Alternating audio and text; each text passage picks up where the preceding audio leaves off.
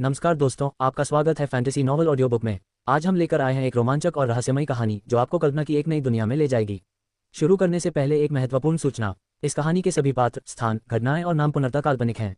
इनका किसी वास्तविक व्यक्ति, स्थान या घटना से कोई संबंध नहीं है। यदि कोई समानता पाई जाती है तो वह मात्र संयोग होगी। तो बिना किसी देरी के आइए शुरू करते हैं आज की शानदार कहानी। अध्याय 271। ये यून कस्को। गुरुजी, दोनों शिष्यों ने एक दूसरे को अजीब भावों से देखा। ये परीक्षा के दस्तावेज, क्या इन्हें ताया दिव्य नगर के साधकों ने तैयार किया है? बिल्कुल, युएहुआ उत्सुकता से बोली। क्या कोई समस्या है? युएहुआ के उत्तर ने दोनों शिष्यों को अवाक कर दिया। गुरुजी, मुझे लगता है कि आपके लिए इसे स्वयं देखना सबसे अच्छा होगा। इसमें एक परीक्षा प्रतिलिपि है जो बहुत ही विचित्र है। विषम। युएहुआ थोड़ी हैरान रह गई। उपस्थित साधकों को याद करते हुए युएहुआ को कोई भी असामान्य नहीं लगा। लुओ एर के अलावा यांग यूएफएन जैसे कुछ ही लोग थे जो मुश्किल से स्वीकार्य थे, और यह स्वीकार्य मानक केवल ताया दिव्य नगरी के मानकों के आधार पर ही निर्धारित किया गया था। लेकिन 500 वर्षों के दौरान हर साल ताया दिव्य नगरी में आने वाले साधकों की संख्या 10 लाख तक पहुंच गई। इतिहास की लंबी धारा में ये विशिष्ट साधक आमतौर पर धीरे धीरे लुप्त हो जाते। युहुआ अपनी दोनों शिष्याओं के पीछे पीछे दूसरे कमरे में गई जहां वे परीक्षा की प्रतियों की जांच कर रही थी। परीक्षा प्रतिलेखों के ढेर में से एक प्रतिलेख को अलग कर दिया गया था। हालांकि इस परीक्षा की प्रतिलिपि का पहले मूल्यांकन किया जा चुका था, लेकिन इसमें कोई अंक नहीं था। यही वो रचना है, दोनों लड़कियों में से एक ने कहा। उन्होंने उस प्रतिलेख के अनुसार संगीत तैयार कर लिया था। उन्होंने इसे भरने की हिम्मत इसलिए नहीं की क्योंकि उन्हें ये बहुत हास्यास्पद लगा। ओह, युएहुआ ने स्क्रॉल लिया और अपनी मानसिक शक्तियों से उसका अध्ययन किया। उसने सबसे पहले सबसे सरल चीज 3 ऊर्जा भंडारों को देखा। ये 45% तक भरा हुआ था। लुओहुआई के 60% की तुलना में ये कुछ खास नहीं था, लेकिन ताया डिवाइन सिटी के मानकों के अनुसार यह निश्चित रूप से सर्वश्रेष्ठ था। इसे 45% तक भरने पर 151 अंक प्राप्त हुए। मुश्किल से संतोषजनक। युएहुआ ने मन ही मन यह मूल्यांकन किया। केवल भरने की मात्रा से ज्यादा कुछ पता नहीं चल सकता था। अगला था ऊर्जा नियंत्रण, जो 182 सूक्ष्म रून पद थे। उससे निकलती सुनहरी रोशनी को देखकर युएहुआ को कुछ महसूस हुआ। उसने अपनी मानसिक शक्तियों का इस्तेमाल करके उसे जल्दी से स्कैन नहीं किया। उसने हर रून पद की अच्छी तरह से जांच की, ठीक वैसे ही जैसे उसने लुओहुआ एर की जांच की थी। बिल्कुल सही, बिल्कुल सही, बिल्कुल सही। युएहुआ ने परीक्षार्थी के तरीकों का विश्लेषण किया और उसका चेहरा गंभीर हो गया। ऊर्जा नियंत्रण में इस व्यक्ति की सटीकता आश्चर्यजनक थी। ये लुओहुआ से किसी भी तरह से बदतर नहीं है। युएहुआ बहुत हैरान थी। ऊर्जा नियंत्रण निकाली गई ऊर्जा की मात्रा से कहीं अधिक महत्वपूर्ण था क्योंकि यह प्रतिभा पर निर्भर करता था। अगर कोई व्यक्ति वाकई में कुछ हद तक लुओहुआ एर के बराबर हो सकता है तो यह वाकई में एक बहुत बड़ा आश्चर्य होगा। ताया डिवाइन सिटी में वास्तव में एक साथ 2 साधारण प्रतिभाएं प्रकट हुई हैं। युएहुआ उसे देखते हुए मन ही मन बुदबुदाए, बिल्कुल सही और अभी भी बिल्कुल सही। ये 100वें बारीक रून पद तक बिल्कुल सही था। उसके बाद 110, 120, 130, 130वें सूक्ष्म पद चिन्ह तक प्रत्येक पद पूरी तरह से भरा हुआ था, जिससे युहुआ बहुत आश्चर्यचकित हुई। उसने पहले सोचा था कि यह परीक्षार्थी शायद लुओहुआर की बराबरी मुश्किल से कर पाएगा, लेकिन उसने कभी उम्मीद नहीं की थी कि उसका ऊर्जा नियंत्रण लुओहुआर से कहीं अधिक होगा। लुओहुआ एर में पहली खामी 126 फाइन पाथ रून्स को पूरा करने के बाद आए, लेकिन इस व्यक्ति ने इसे पूरी तरह से बरकरार रखा। 140, 150। युहुआ बहुत हैरान थी। धीरे धीरे उसकी सांस फूलने लगी। वह परीक्षा की प्रतिलिपि को बिना पलक झपकाए देखती रही। हालांकि वह अंतिम परिणाम जानने के लिए उत्सुक थी। युएहुआ की मूल्यांकन गति धीरे धीरे कम होती गई। उसने प्रत्येक रून पद की सावधानीपूर्वक जांच की। यह 170 तक भी बिल्कुल सही था। क्या यह परीक्षा प्रतिलेख हो सकता है? प्रश्नवाचक चिन्ह। युएहुआ के चेहरे पर अविश्वास के भाव उभर आए। जैसे जैसे उसकी परिणाम जानने की उत्सुकता बढ़ती गई, वैसे वैसे उसकी ग्रेडिंग धीमी होती गई। युएहुआ का चेहरा सचमुच ऐसा लग रहा था मानो उसने किसी प्राचीन निर्जन स्वर्ग गुरु द्वारा छोड़े गए किसी ग्रंथ को पढ़ डाला हो। 180, 181, 182। सभी 182 बेहतरीन रून पद बिल्कुल सही थे। शानदार स्कोर। युएहुआ एकदम स्तब्ध रह गई। उसे खुद को संभालने में कुछ समय लगा। उसने जानबूझकर परीक्षा इस तरह तैयार की थी कि लुओहुआ एर को पसीना आ जाए। यह ऐसी चीज थी जिससे ताया डिवाइन सिटी के बाकी सभी परीक्षार्थी जरूर शिकायत करते, लेकिन फिर भी ऊर्जा नियंत्रण में पूरे अंक पाने वाला कोई तो था। अंततः उसे समझ में आया कि उसके दोनों शिष्य इतने अजीब भावों के साथ उससे मिलने क्यों आए थे। यह तो किसी परीक्षार्थी की उत्तर पुस्तिका जैसा बिल्कुल नहीं लग रहा था, बल्कि आदर्श उत्तर योजना जैसा लग रहा था। ऊर्जा नियंत्रण से 364 अंक प्राप्त हुए, जिनमें से 151 अंक ऊर्जा निष्कर्षण के लिए थे। इस परीक्षा के उत्तर पत्र में कुल 515 अंक प्राप्त हुए। लुओहुआ ने तो सिर्फ 494 अंक अर्जित किए थे, जबकि इस व्यक्ति ने 515 अंक प्राप्त किए। ये तो अविश्वसनीय स्कोर था। ये राक्षस कौन था? युएहुआ ने गहरी सांस ली और स्क्रॉल को पलट दिया। स्क्रॉल के पीछे परीक्षार्थियों के नाम लिखे हुए थे और उसे सिर्फ 2 शब्द दिखाई दिए, ये यून कौन है? युएहुआ ने ताया डिवाइन सिटी की नवागंतुक रैंकिंग प्रतियोगिता पर ध्यान नहीं दिया था, इसलिए ये स्वाभाविक था कि उसने इस नाम के बारे में कभी नहीं सुना था। पता लगाओ कि ये यून कौन है। युएहुआ ने अपने शिष्यों से कहा। ताया दिव्य नगरी में किसी व्यक्ति की पहचान करना आसान था। ताया दिव्य नगरी में प्रवेश करते ही सभी को एक पहचान चिन्ह मिलता था। जल्द ही युहुआ को ये यून की जानकारी मिली और उसने ये यून की तस्वीर देखी। युवक की तस्वीर देखकर युवा अवाक रह गई। ये वह कैसे हो सकता है? उसने कभी सपने में भी नहीं सोचा था कि यूं ही लिनन के कपड़े पहने हुए युवक होगा। युवा ने सबको एक निर्जन अस्थि अवशेष को परिष्कृत करने के लिए प्रेरित किया था, लेकिन वह युवक वहां मूर्ख की तरह खड़ा था। जब उससे पूछा गया कि उसने कुछ क्यों नहीं किया, तो उसने कारण बताया कि वह निर्जन स्वर्ग तकनीक नहीं जानता था। उन्हें डेसोलेट हेवन तकनीक का ज्ञान नहीं था, फिर भी उन्होंने अपनी परीक्षा में 515 अंक प्राप्त कर लिए। क्या यह मजाक था? हालांकि ऊर्जा निष्कर्षण डेसोलेट हेवन तकनीक का एक बुनियादी हिस्सा था और इसके लिए डेसोलेट हेवन तकनीक के बहुत अधिक ज्ञान की आवश्यकता नहीं थी, फिर भी इसके लिए प्रतिभा और ऊर्जा निष्कर्षण की विधियों का ज्ञान दोनों आवश्यक थे। सैद्धांतिक रूप से ये संभव था कि जो लोग निर्जन स्वर्ग तकनीक से परिचित नहीं थे वे भी ऊर्जा निष्कर्षण में कुशल हो सकते थे, लेकिन ये सैद्धांतिक था, व्यवहारिक रूप से पूर्णता अभ्यास के माध्यम से ही प्राप्त की जा सकती थी। अगर इस व्यक्ति ने पहले कभी ऊर्जा निकालने का प्रयास नहीं किया था और पहली ही कोशिश में इस स्तर तक पहुंच गया, तो ये बेहद हास्यास्पद है। यह अविश्वसनीय था। क्या ये लड़का मुझसे झूठ बोल रहा था जब उसने कहा कि उसे डेसोलेट हेवन तकनीक नहीं पता? लेकिन झूठ बोलने का क्या फायदा? युवा ने यी यून की परीक्षा प्रतिलिपि को कसकर पकड़ रखा था और यी यून के बारे में लिखी गई जानकारियों को पढ़ रही थी। उसने गौर किया कि यी यून वास्तव में क्लाउड वाइल्डनेस के एक छोटे से कबीले से आती है। क्लाउड वाइल्डनेस में रहने वाले एक छोटे से कबीले के एक व्यक्ति का कोई पूर्व ज्ञान नहीं था। उनकी हालत आम नागरिकों से भी बदतर थी। उनके लिए वीरान स्वर्ग के स्वामी देवताओं के समान थे। उनके बीच आपस में कोई संपर्क न होना आम बात थी। दूसरे शब्दों में कहें तो जब यी यून ने कहा कि वह निर्जन स्वर्ग तकनीक नहीं जानता, तो संभवतः ये सच ही था। जो व्यक्ति निर्जन स्वर्ग की तकनीक नहीं जानता, उसके लिए ऐसी उपलब्धि प्राप्त करना असंभव है। युवा ने मन ही मन कुछ बुदबुदाया। उसे ऐसा लग रहा था जैसे वह सपने में हो। अध्याय 272 परिणामों की घोषणा। ताया दिव्य शहर के साधकों ने न केवल संघ बनाए, बल्कि उन्होंने समाज भी बनाए। सबसे बड़ा संगठन डिवाइन वाइल्डनेस एडवेंचरर्स एलायंस था। इस संगठन के लोग मुख्य रूप से प्रशिक्षण अनुभव प्राप्त करने और निर्जन जानवरों का शिकार करने के लिए डिवाइन वाइल्डनेस में जाने के लिए समूह बनाते थे। और दूसरी सबसे बड़ी संस्था थी डेसोलेट हेवन मास्टर सोसाइटी। वीरान स्वर्ग मास्टर सोसाइटी केंद्रीय दिव्य टावर में स्थित थी। हर महीने वीरान स्वर्ग मास्टर सोसाइटी विभिन्न प्रकार की गतिविधियों का आयोजन करती थी और इन गतिविधियों को ताया दिव्य शहर से आधिकारिक समर्थन प्राप्त था। आज डेसोलेट हेवन मास्टर सोसाइटी की कोई विशेष गतिविधियां नहीं थीं, लेकिन फिर भी हॉल खचाखच भरा हुआ था। यहाँ 400-500 लोग एकत्रित थे। वे सभी निर्जन स्वर्ग गुरु के शिष्य थे। ताया दिव्य नगरी के निर्जन स्वर्ग गुरु के लगभग 80-90% शिष्य आए थे। ऐसा इसलिए था क्योंकि आज ही के दिन ग्रैंड मास्टर युवा परीक्षा परिणाम जारी करने वाले थे। युवा की कक्षा में वास्तव में केवल लगभग 100 छात्र ही नामांकित थे। कई निर्जन स्वर्ग के गुरुओं के शिष्य कक्षाओं में भाग लेने के लिए शुल्क का भुगतान करने में असमर्थ थे, लेकिन फिर भी जब उन्होंने सुना कि युवा ने पाठ के दौरान अपने छात्रों की परीक्षा ली थी, तो उनमें से कई प्रतिभाशाली छात्रों के परिणाम देखना चाहते थे। इस परीक्षा के परिणामस्वरूप छात्रवृत्तियां और भत्ते प्राप्त हुए, जो अत्यंत महत्वपूर्ण थे। कई लोगों का मानना था कि यह परीक्षा एक निश्चित दृष्टिकोण से ताया दिव्य नगरी में निर्जन स्वर्ग गुरु के शिष्यों के स्तर को इंगित करेगी। स्कोर से ही तय हो सकता है कि कौन बेहतर था। इसमें कोई शक नहीं था कि पहला स्थान किसका होगा। युवा एयर को अपनी डेसोलेट हेवन तकनीक की प्रतिभा साबित करने की जरूरत नहीं थी। उसने कुछ दिन पहले ही रिकॉर्ड तोड़कर सबको पीछे छोड़ दिया था। हर कोई यह जानना चाहता था कि दूसरा स्थान किसे मिलेगा। यांग यूफे, ली डाओहोग और झो शिगुआन सभी दूसरे स्थान के दावेदार थे। ये तीनों ही पुरुषों की सम्मान सूची में शीर्ष 10 में शामिल थे। हालांकि पुरुषों की सम्मान सूची में शीर्ष 10 में केवल वीरान स्वर्ग के उस्तादों के शिष्य ही नहीं थे। उदाहरण के लिए किन्हाओ टेन, लिशियाओ आदि ने वीरान जानवरों का शिकार करके ड्रैगन स्केल रून्स अर्जित करके शीर्ष 10 में स्थान प्राप्त किया था। युवा की परीक्षा ताया दिव्य नगरी के सभी निर्जन स्वर्ग गुरुओं के शिष्यों का व्यापक मूल्यांकन करने का एक तरीका था। इस मूल्यांकन का उद्देश्य अत्यंत महत्वपूर्ण था। ताया दिव्य नगरी के निर्जन स्वर्ग गुरुओं के शिष्य ही नहीं, बल्कि कई बड़े गुटों ने भी परिणामों की प्रत्यक्ष जानकारी प्राप्त करने के लिए अपने मुखबिरों को भेजा था। दूसरे से 10वें स्थान पर रहने वाले लोगों को इन सभी बड़े गुटों द्वारा काफी ध्यान दिया जाएगा। इस समय केंद्रीय दिव्य टावर की 69वीं मंजिल पर स्थित प्रशिक्षण मैदान में युवा ने सफेद रंग का प्रशिक्षण सूट पहना हुआ था। उसके दोनों लंबे पैर 180 डिग्री के कोण पर फैले हुए थे। उसकी जांघें जमीन से सटी हुई थी और शरीर पीछे की ओर झुका हुआ था। उसका शरीर एक पूर्ण वक्र में मुड़ा हुआ था और उसके रेशमी लंबे बाल कालीन पर लटके हुए थे। युवा अपने परिवार के हृदय सूत्र का अभ्यास कर रही थी। अचानक डोंगर ने दरवाजा धक्का देकर खोला और चुपके से अंदर भाग गया।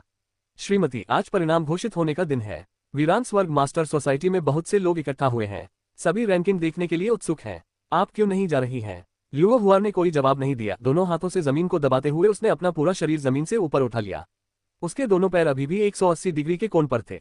वह किसी पंख फैलाती हुई चिड़िया की तरह लग रही थी। युवा की हरकतों के कारण उसका ट्रेनिंग सूट उसके शरीर से कसकर चिपक गया, जिससे उसके सुडौल नितंब और छाती स्पष्ट रूप से दिखाई दे रहे थे। अपने आखिरी कुछ काम पूरे करने पर ध्यान केंद्रित करते हुए उसने अपने बाल झटक दिए और कहा, खैर, मैं पहले नंबर पर आऊंगी। देखने लायक कुछ खास नहीं है। उन लोगों के मानदंड इतने घटिया हैं कि मैं उन्हें हराने के लिए आधे हाथ के इशारे का भी इस्तेमाल कर सकती हूँ। युवा के होंठ हल्के से मुड़े और फिर उसने अभ्यास जारी रखा। डोंगर हंसते हुए बोला, मालकिन सही कह रही है। मालकिन के पहले स्थान पर आने के अलावा कोई और रास्ता नहीं है। लेकिन क्या मालकिन यह नहीं देखना चाहती कि आपको क्या परिणाम मिला?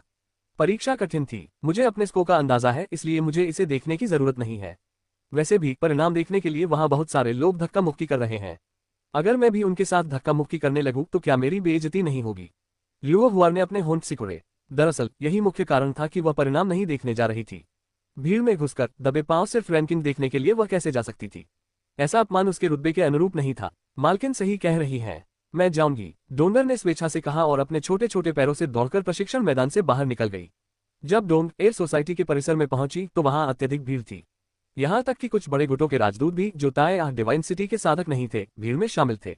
सबसे पहले वे यहां परिणामों को देखने आए थे और दूसरे उभरते हुए नवागंतुक खिलाड़ियों के साथ अच्छे संबंध बनाने आए थे। भीड़ में सबसे ज्यादा ध्यान आकर्षित करने वाले 3 लोग यांग यूएफेंग, ली दाओहोंग और झोउ शिगुआंग थे। लियो हुओ एर की अनुपस्थिति में वे वीरान स्वर्ग के गुरुओं के शिष्यों में अग्रणी थे। भाई दाओहोंग, भाई शिगुआंग, काफी समय हो गया। यांग यूएफेंग ने ली दाओहोंग और झोउ शिगुआंग का अभिवादन किया। भाई यूएफेंग, आप कैसे हैं? मैंने सुना है कि भाई यूएफेंग ने परीक्षा में बहुत अच्छा प्रदर्शन किया है और डिवाइन मून रेस्टोरेंट में उनके लिए एक भोज भी बुक कर लिया गया है। लगता है दूसरा स्थान पक्का भाई यूएफेंग का ही होगा। ली दाओहोंग ने मुस्कुराते हुए जवाब दिया। अरे अरे, मेरे नतीजे तो बस संतोषजनक ही माने जा सकते हैं, शायद भाई दाओहो से भी बेहतर न हो, यांग यूएफेंग ने विनम्रता से जवाब दिया। जब युवा उस्ताद एक साथ इकट्ठा होते थे तो वे अक्सर एक दूसरे की चापलूसी करते थे, जिससे जानबूझकर दूसरे लोग बेहद खुश हो जाते थे। सच तो ये था कि उनके मन में क्या चल रहा होता था ये केवल वे ही जानते थे। न केवल उनकी प्रतिष्ठा दांव पर लगी थी, बल्कि एक बड़ी छात्रवृत्ति भी थी। अगर आप ग्रैंड मास्टर युएहुआ की प्रशंसा प्राप्त कर लेते हैं तो शायद आपको 1000 हाथों वाले चंद्रबुद्ध सीखने का भी थोड़ा सा मौका मिल जाए। इतने महत्वपूर्ण टेस्ट में दूसरा स्थान कौन नहीं पाना चाहेगा? हालांकि तीनों एक दूसरे की खुलकर तारीफ करते दिख रहे थे, लेकिन सच्चाई ये थी कि वे सभी एक दूसरे से आगे निकलना चाहते थे। पाखंडी डोंग एर ने उन तीनों को दूसरे स्थान की चाहत रखते हुए एक दूसरे की चापलूसी करते हुए देखा। हालांकि वह युवा थी, फिर भी उसे दुनियादारी की समझ थी। इसी क्षण वीरान स्वर्ग मास्टर सोसाइटी का दरवाजा खुल गया। काले लिबादे पहने 2 केंद्रीय दिव्य टॉवर के कानून प्रवर्तक बाहर निकले। उनके हाथों में पानी की बाल्टी जितना मोटा एक स्क्रॉल था। सब लोग तुरंत चुप हो गए। उन्हें आभास हो गया कि दोनों कानून प्रवर्तक परिणाम जारी करने आए हैं, और वह दस्तावेज संभवतः परिणाम रैंकिंग ही थी। जब दोनों कानून प्रवर्तक केंद्र पहुंचे तो उनमें से एक ने कहा, ग्रैंड मास्टर युएहुआ ने हमें परिणाम जारी करने के लिए कहा है। मैं पहले ग्रैंड मास्टर युएहुआ के शब्दों को संक्षेप में बताऊंगी। उन्होंने कहा कि इस परीक्षा में प्रथम और द्वितीय स्थान प्राप्त करने वाले छात्र 1000 हाथों वाले चंद्रबुद्ध की शिक्षाएं प्राप्त कर सकेंगे। यदि वे दोनों चाहें तो ग्रैंड मास्टर युएहुआ पूरे मन से उनका मार्गदर्शन करेगी। जब कानून लागू करने वालों ने ये शब्द कहे तो ऐसा लगा जैसे शांत पानी में कोई पत्थर गिर गया हो। शांत माहौल अचानक एक भयंकर कोलाहल में बदल गया।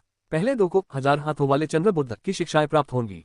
यदि वे दोनों चाहें तो ग्रैंड मास्टर युएहुआ पूरे दिल से उनका मार्गदर्शन करेगी। वास्तव में यह उन्हें अपने निजी शिष्यों के रूप में स्वीकार करने के बराबर था। सभी जानते थे कि ग्रैंड मास्टर युएहुआ के ताए दिव्य नगर आने का उद्देश्य एक शिष्य प्राप्त करना था। उन्होंने केवल लियो हुओ एर को ही शिष्य बनाया, लेकिन बाकी सभी ग्रैंड मास्टर युएहुआ का ध्यान आकर्षित करने की आशा में थे।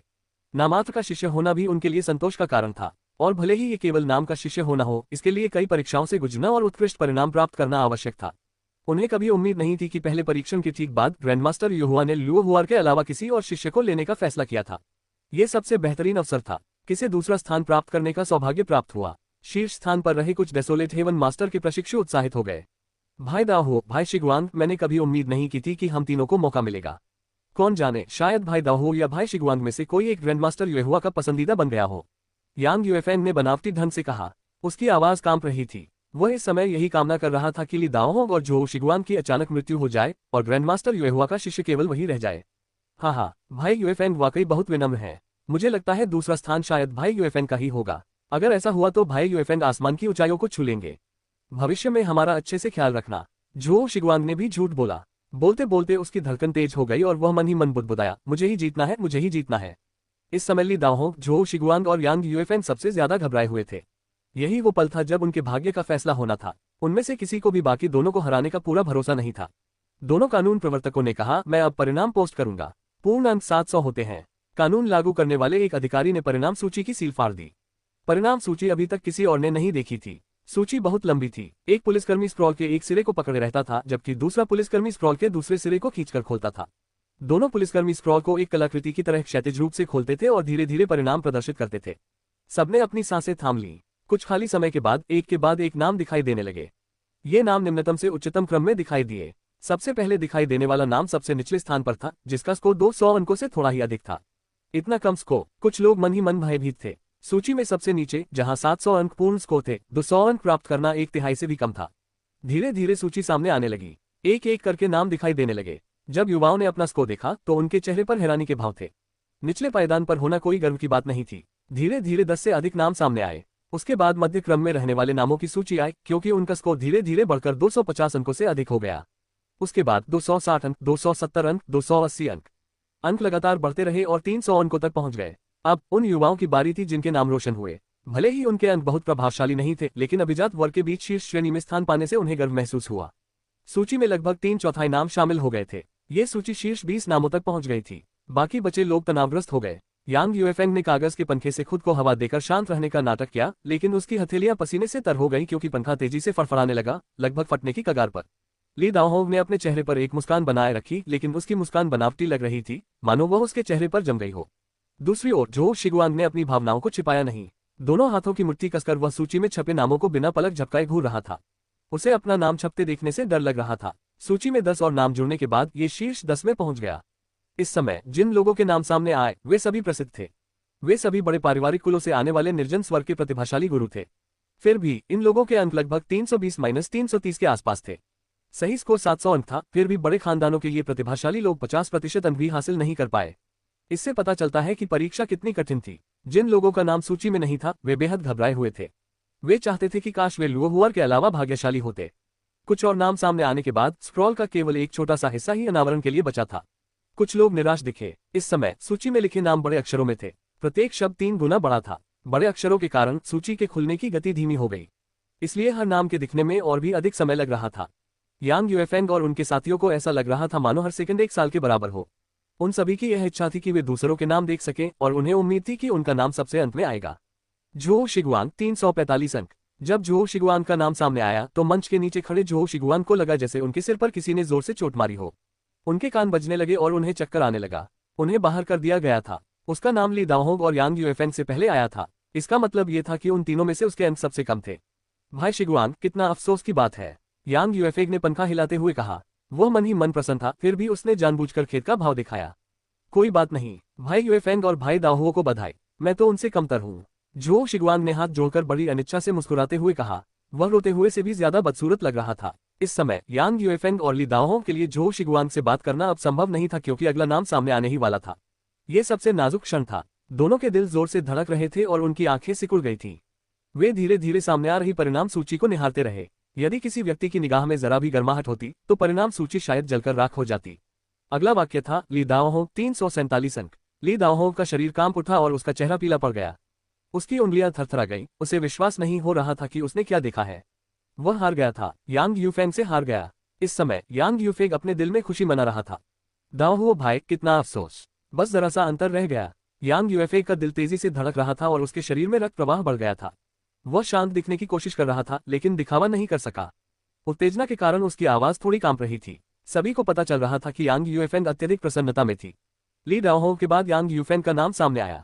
यांग यूफेंग 360 अंक। यांग यूएफेंग को नहीं पता था कि उस दिन उसने इतना अच्छा प्रदर्शन किसी दैवीय शक्ति के प्रभाव से किया था या नहीं। उसने ली दाओहो से 13 अंक अधिक प्राप्त किए थे और कुल 360 अंक बनाकर रिकॉर्ड तोड़ दिया था। उसका स्कोर वाकई बहुत अच्छा था, इसलिए इसमें कोई हैरानी की बात नहीं थी कि उसे लुओहुआर के साथ चुना गया था। कई लोगों की सोच भी ऐसी ही थी। उन्होंने यांग यूएफेंग को बधाई देना शुरू कर दिया था। भाई यूएफेंग को बहुत बहुत बधाई। भाई यूएफेंग को ही हमारा भोज कराना होगा, डिवाइन मून रेस्टोरेंट के सबसे आलीशान कमरे में ही, और ये लगातार 3 दिनों तक चलना चाहिए। कई लोगों ने मुस्कुराकर उनकी तारीफ की, लेकिन उन मुस्कानों के पीछे कुछ कड़वाहट छिपी हुई थी। यांग यूएफेंग से संबंधित लोग या चू राजमहल के अनुयायी बन चुके लोग ही वास्तव में उत्साहित थे। अगर उनका स्वामी शक्तिशाली था तो उन्हें भी इससे बहुत लाभ मिलता। कई लोग इस बात से खुश थे कि वे पहले ही चू राजमहल में शामिल हो गए थे। अब यांग यूएफेंग का चेहरा उत्तेजना से लाल हो गया था। उसका शरीर उबलते हुए बर्तन की तरह था जो फटने ही वाला था, लेकिन उनमें अभी भी कुछ समझदारी बाकी थी। अंत तक वे बहक नहीं गए। हो सकता है कि अचानक कोई अप्रत्याशित विजेता सामने आ जाए। मुझे इतनी जल्दी बधाई मत दो। ताया दिव्य नगरी में हर तरह के छिपे हुए ड्रैगन और घात लगाए बैठे बाघ हैं। हो सकता है कि भाई शिगुआंग, भाई दाओहो और मुझसे भी बेहतर कोई हो। यांग यूएफेंग भले ही विनम्र और शांत लग रहा हो, लेकिन उसके माथे की नसें पहले ही उभर चुकी थीं। उसकी आंखें लगातार बढ़ती हुई परिणाम सूची पर टकटकी लगाए हुए थीं। उसके मन में केवल वही नाम उभर रहे थे जो पहले ही प्रकाशित हो चुके थे। जब परिणाम सूची सामने आ रही थी, यांग यूएफेंग पहले से ही उन सभी लोगों की गिनती कर रहा था जो उसके लिए खतरा थे। उन सभी के नाम पहले ही सामने आ चुके थे, इसलिए अब कोई और व्यक्ति नहीं हो सकता था जो उसके दूसरे स्थान के लिए खतरा बन सके। उन्हें ग्रैंडमास्टर युहुआ के शिष्य के रूप में निश्चित रूप से चुना गया था। यह एक सपने की तरह था। भाई यूएफेंग कितने विनम्र हैं। भला ऐसा कैसे हो सकता है? जिन्हें आना चाहिए था वे सब आ चुके हैं। जैसे ही किसी ने ये कहा, एक ऐसा नाम सामने आया जिसे सुनकर यांग यूएफेंग ने राहत की सांस ली। लुओ हुए 494 अंक। जब ये नाम सामने आया तो ये पिछले नामों से भी बड़ा था। इसे क्षैतिज रूप से लिखा गया था। इसने स्क्रॉल पर 2 फीट जगह घेरी थी। प्रत्येक शब्द काली स्याही से नहीं लिखा गया था, बल्कि ऊर्जा प्रतीकों का उपयोग करके संघनित किया गया था। यही अंतर को दर्शाता था। 494 अंक, इतना ऊंचा। इस भयावह संगीत को सुनकर सबकी आंखें फटी रह गईं। दूसरे स्थान पर रही यांग यूएफेंग ने केवल 360 अंक अर्जित किए थे। लुओ हुआ ने उसे 130 से अधिक अंकों से हरा दिया था। यह अविश्वसनीय था। लोग जानते थे कि लुओ हुआ कितनी खौफनाक थी, लेकिन जब हास्यास्पद परिणाम सामने आया तब सभी को उस खाई का एहसास हुआ जिसे पाटना बेहद मुश्किल था। भीड़ में डोंग एर ने लुओ हुआ एरकस को देखा और खुशी से अपनी मुट्ठियां हवा में लहराई, मानो सारा सम्मान उसी का हो। हे मिस तो कमाल की है। उन्होंने न सिर्फ पहला स्थान हासिल किया, बल्कि दूसरे स्थान पर रहे व्यक्ति से काफी आगे रही। जब मैं मिस को बाद में ये खुशखबरी सुनाऊंगी तो मुझे शक है कि वो बहुत खुश होंगी। वो तो यही कहेंगी कि ये तो स्वाभाविक था। डोंगर ने पहले ही लुओ हुआर की प्रतिक्रिया का अनुमान लगा लिया था। लुओ हुआर के नतीजे चौंकाने वाले थे, लेकिन यांग यूएफएन को अब इसकी परवाह नहीं थी। उसके मन में बस एक ही बात थी, लुओ हुआर का नाम पहले ही सामने आ चुका था, इसलिए इसमें कोई गलती नहीं हो सकती थी। उन्हें दूसरा स्थान मिला क्योंकि लुओ हुआ एर पहले स्थान पर थी और लुओ हुआ एर से अधिक अंक कोई नहीं प्राप्त कर सका। भाई यूएफएन को बहुत बहुत बधाई। भाई यूएफएन लोगों के बीच एक ड्रैगन है। तुरंत ही लोगों का एक समूह उन्हें बधाई देने आ गया। चाहे ये सच हो या झूठ, उन सभी ने यांग यूएफएन की खूब प्रशंसा की। यांग यूएफएन को ग्रैंडमास्टर युहुआ ने चुना था और भविष्य में उनके लिए असीमित संभावनाएं थीं। अब जब वह अच्छे मूड में थे तो उनके साथ अपने संबंधों को मजबूत करना ही सबसे अच्छा था। हाँ, सब लोग बहुत अच्छे हैं। यांग यूएफएन ने इन लोगों से बधाई स्वीकार करने के लिए अपना शरीर घुमाया। उन्होंने गला साफ किया और अपने आसपास के लोगों से कहा, इन सभी वर्षों में मैंने निर्जन स्वर्ग तकनीक का लगन से अभ्यास किया है। मुझमें कुछ कमियां होने के बावजूद मैंने कड़ी मेहनत की और कभी आराम नहीं किया। ग्रैंडमास्टर युहुआ की प्रशंसा और उनके द्वारा मुझे शिष्य के रूप में स्वीकार किए जाने से मैं अत्यंत भयभीत हूँ। मुझे डर है कि मैं ग्रैंडमास्टर युहुआ की अपेक्षाओं पर खरा नहीं उतर पाऊंगा। भविष्य में मैं और अधिक मेहनत करूंगा। आप सभी के प्रोत्साहन से मैं ताएह दिव्य राज्य के लिए लड़ूंगा और स्वर्ग के नीचे सभी जीवन की रक्षा और संरक्षण करूंगा। यांग यूएफएन सफलता की बुलंदियों पर था और उसकी आवाज एक सब तक ऊंची हो गई थी। वह चाहता था कि काश वह स्वर्ग में उड़ सके। उन्होंने अपनी बाहरी लाभों से प्रसन्न नहीं, कर्मचारियों से दुखी नहीं वाली छवि को बनाए रखने की बहुत कोशिश की थी, लेकिन जब उन्होंने ये शब्द कहे तो उनका मुंह लगभग कान से कान तक फैला हुआ था। लेकिन जैसे ही उन्होंने अपना भावपूर्ण भाषण समाप्त किया, वे अचानक जम गए। अरे क्या हुआ? उसे कुछ अजीब लगा। उसे बधाई देने आए सभी लोग स्तब्ध रह गए थे। वे सब उसके पीछे किसी भूत की तरह देख रहे थे। यांग यूएफएन के शरीर के पीछे केवल परिणाम सूची ही थी। यांग यूएफएन का दिल जोर से धड़कने लगा। क्या हुआ? क्या सूची में कोई समस्या थी? उसने पीछे मुड़कर देखने की हिम्मत नहीं की, लेकिन इस क्षण पूरे हॉल में एक अजीब सी खामोशी छा गई।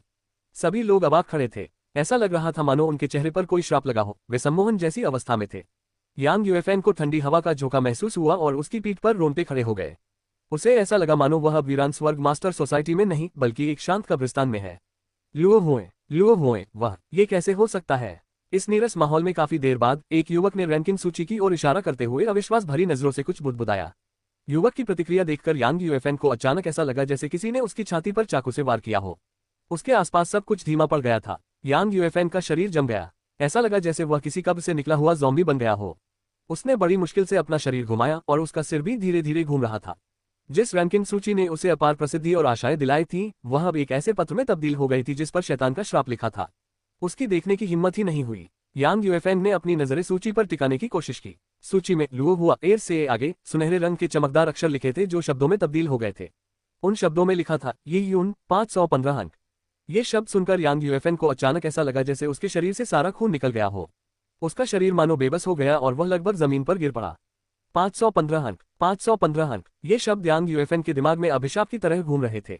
ये सुनहरे शब्द मानो लाल रंग से रंगे हुए थे, मानो उसे निगल रहे हों। ये यून हा। अध्याय 273, युहुआ का निमंत्रण। भाई यूफेक, शांत हो जाओ। चू राजमहल के निवास में मौजूद कुछ साधक यांग यूएफएन को पीछे खींचने के लिए आगे बढ़े। यांग यूएफएन का रुख देखकर अगर उसे रोका न जाता तो वह शायद रैंकिंग सूची को फाड़ने के लिए दौड़ पड़ता। इस समय यांग यूएफएन के आसपास मौजूद कई निर्जन स्वर्ग मास्टर के शिष्य उस विचित्र रैंकिंग सूची को पूर्ण अविश्वास के साथ देख रहे थे। उन्हें अभी भी ये उनका ग्रैंड मास्टर युहुआ की कक्षा में मूर्खतापूर्ण ढंग से खड़े रहने का दृश्य याद था। उसे एक साधारण अस्थि अवशेष को परिष्कृत करना भी नहीं आता था, फिर भी वह युहुआ एर से आगे निकल गया था। क्या वाकई कोई गलती हुई थी? मैं ग्रैंडमास्टर युहुआ को देखना चाहता हूँ। यांग यूएफएन को दूसरों ने पीछे खींच लिया, लेकिन वह चिल्लाता रहा। यांग यूएफएन को ऐसी हालत में देखकर कई निर्जन स्वर्ग के गुरुओं के शिष्यों ने सहानुभूति के साथ साथ एक प्रकार की खुशी की भावना से भी उसकी ओर देखा। स्थिति बिल्कुल स्पष्ट थी। सूची में गलती होने के बावजूद एक बात निश्चित थी, ग्रैंडमास्टर युएहुआ का यांग यूएफएन को शिष्य बनाने का कोई इरादा नहीं था। यांग यूएफएन के परीक्षा परिणाम में केवल 360 अंक आए थे। ये स्कोली दाहों से बहुत अधिक नहीं था, तो भला ग्रैंडमास्टर युएहुआ की नजर इस पर कैसे पड़ी होगी। केवल लुओहुआ एयर के 494 अंकों जैसे असाधारण स्कोर और ये यून द्वारा प्राप्त किए गए संदिग्ध 515 अंक की ग्रैंडमास्टर युएहुआ का ध्यान आकर्षित करने के योग्य थे। अब यांग यूएफएन जितना ऊपर चढ़ता था उतनी ही जोर से नीचे गिरता था। अगर उन्हें एक ही झटके में सफलता की बुलंदियों पर पहुंचने की उम्मीद न होती और उन्होंने सार्वजनिक रूप से वे आवेशपूर्ण शब्द न कहे होते जिनसे वापसी का कोई रास्ता न बचता, तो वे ऐसी दयनीय स्थिति में न होते। क्या आप ग्रैंडमास्टर युएहुआ से मिलना चाहते हैं? नतीजे जारी करने के लिए तैनात दोनों पुलिस अधिकारियों ने यांग यूएफए को ऐसे देखा जैसे वे किसी मंदबुद्धि व्यक्ति को देख रहे हों। ग्रैंडमास्टर युएहुआ कोई ऐसे व्यक्ति नहीं है जिनसे आप अपनी इच्छा से मिल सकते हैं। उन दोनों ने कभी परिणाम नहीं देखे थे, लेकिन परिणाम उन्हें ग्रैंडमास्टर युएहुआ ने स्वयं सौंपे थे।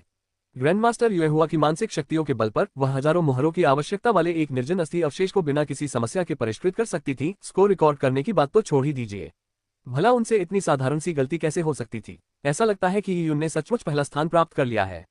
दोनों कानून प्रवर्तक चले गए और डेस्लोट हेवन मास्टर के प्रशिक्षुओं का समूह स्तब्ध रह गया। आज की रैंकिंग बेहद चौंकाने वाली थी। इसने उनके अब तक के ज्ञान को पूरी तरह से उलट दिया था। लेकिन इस समय भीड़ में छोटी नौकरानी डोंग एयर पूरी तरह से अचंभित थी। मैडम असल में पहले स्थान पर नहीं है, मैडम पहले स्थान पर नहीं है। छोटी नौकरानी बार बार यही वाक्य दोहरा रही थी। वह अपनी बड़ी बड़ी नम आंखों से दीवार पर चिपकी रैंकिंग सूची को घूर रही थी, लेकिन चाहे वह कितनी भी देर तक उसे घूरती रही, बड़े और चुभने वाले शब्द ये यून 515 अंक वही बने रहे। वास्तव में कोई गलती नहीं हुई थी। मुझे मिस को बताना होगा। डोंगर ने अपने छोटे पैरों से केंद्रीय दिव्य टावर की ओर दौड़ते हुए खुद से कहा। केंद्रीय दिव्य टावर की 69वीं मंजिल पर पहुंचकर डोंग एयर तेजी से ऊपर की ओर दौड़ी। पेंग, डोंगर ने प्रशिक्षण मैदान का दरवाजा धक्का देकर खोल दिया। उस समय लुओहुआर अभी भी अपने परिवार के हृदय सूत्र का अभ्यास कर रही थी। डोंगर को जल्दबाजी में अंदर आते देख लुओहुआर गुस्से से बोली, अरे लड़की, इतनी जल्दी किस बात की है? लुओहुआ एयर को साधना करते समय मन को शांत रखना आवश्यक था। डोंग एयर के बार बार आने जाने से उसकी साधना प्रभावित हो रही थी। डोंगर ने लुओहुआर की फटकार को अनसुना कर दिया और चिल्लाकर कहा, मिस मिस, परीक्षा परीक्षा उद्धरण चिन्ह। डोंगर बहुत ज्यादा परेशान थी, इसलिए वह हकला रही थी। नतीजे आ गए। अच्छा, मेरा स्कोर क्या है? लुओहुआर ने साधना करते हुए सहज भाव से पूछा। ऐसा लग रहा था मानो नतीजों का आना उसके लिए कोई बड़ी बात नहीं थी। डोंगर हिचकिचाई क्योंकि उसके मुंह से निकलने वाले शब्द अटक गए थे। मिस को 494 अंक मिले। डोंगर ने धीरे से कहा, 494 अंक? सही अंक कितने होते हैं? और दूसरे स्थान पर आने वाले को कितने अंक मिले? लुओहुआर ने फिर से सहज भाव से पूछा। उसे मूल्यांकन के नियम तो नहीं पता थे, लेकिन वह मोटे तौर पर समझ गई थी कि 494 अंकों का क्या मतलब होता है। परफेक्ट स्कोर है 0.700 अंक। डोंगर ने पानी का एक घूंट पिया और घबरा कर बोली, और मैडम, आप दूसरे स्थान पर हैं। पहले स्थान पर कोई और आया है। उसका स्कोर 515 अंक था। ओह! लुओहुआ एयर लगभग अपने शरीर को पलटकर एक चक्कर पूरा करने ही वाली थी, लेकिन जब उसने डोंग एयर के शब्द सुने तो उसका शरीर जम गया, मानो वह जमीन पर गिरने ही वाली थी। तुमने क्या कहा? किसी को 515 अंक मिले, मुझसे भी ज्यादा? लुओहुआ एयर ने हैरानी से देखा। उसकी साधना की अवस्था पूरी तरह से गड़बड़ हो गई थी। एक ही पल में सब कुछ नष्ट हो गया था। डोंगर डर के मारे उछल पड़ी। वह लगातार अपना सिर हिलाती रही। लुओहुआ ने अचंभित भाव से डोंगे को देखा। वह जानती थी कि डोंगे स्वभाव से भोली थी और कभी मजाक नहीं करेगी।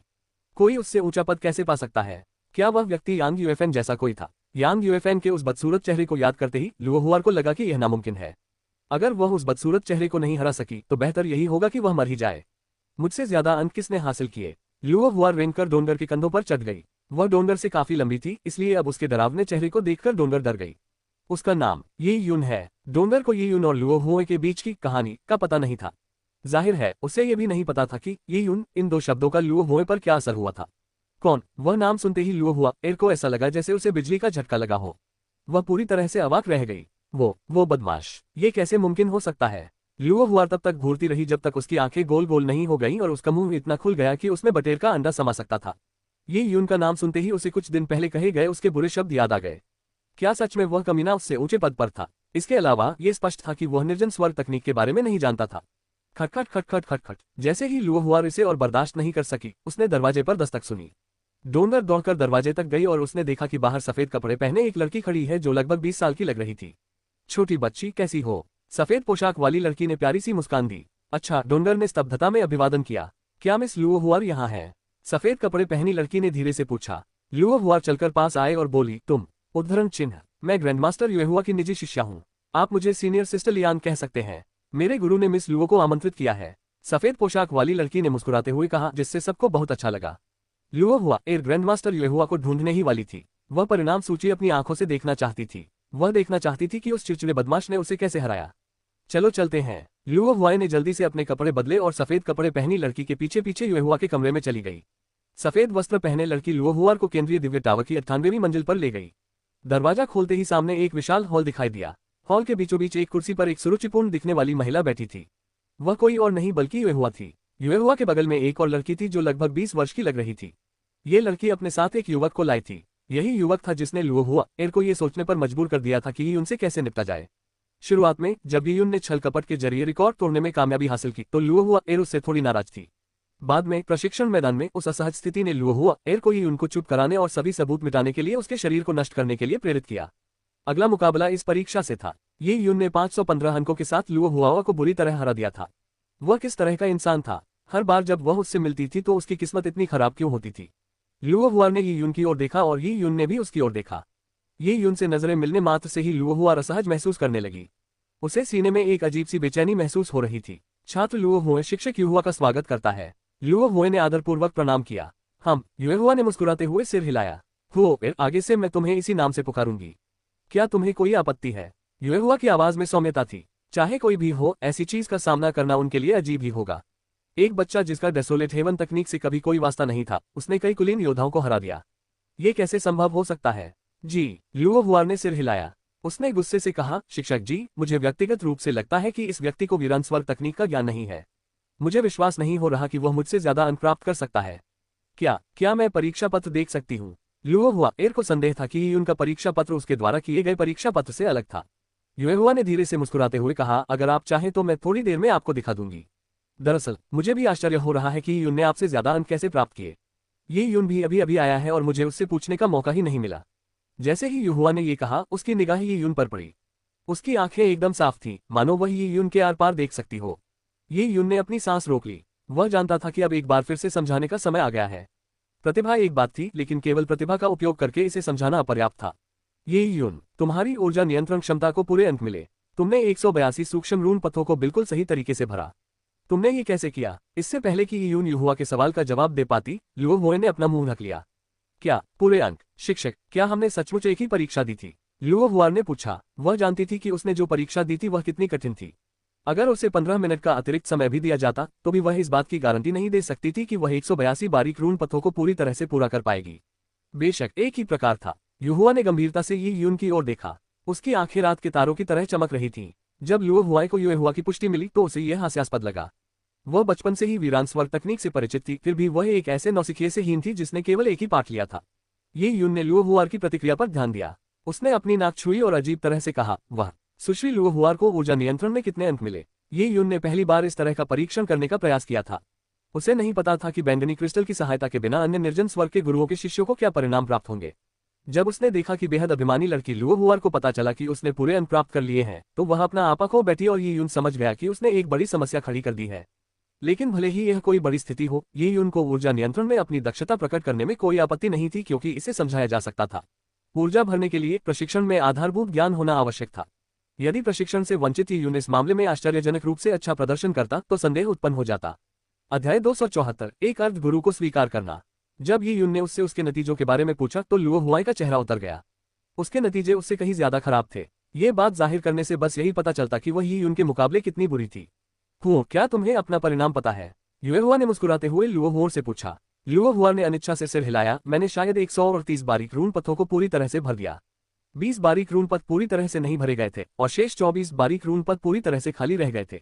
लुओ हुआ ने अपने परिणामों का सटीक उल्लेख किया। युहुआ ने सिर हिलाते हुए कहा, बिल्कुल सही। हुआर का ऊर्जा नियंत्रण स्कोर 296 अंक है, लेकिन ये यून ने पूर्णांक यानी 364 अंक प्राप्त किए।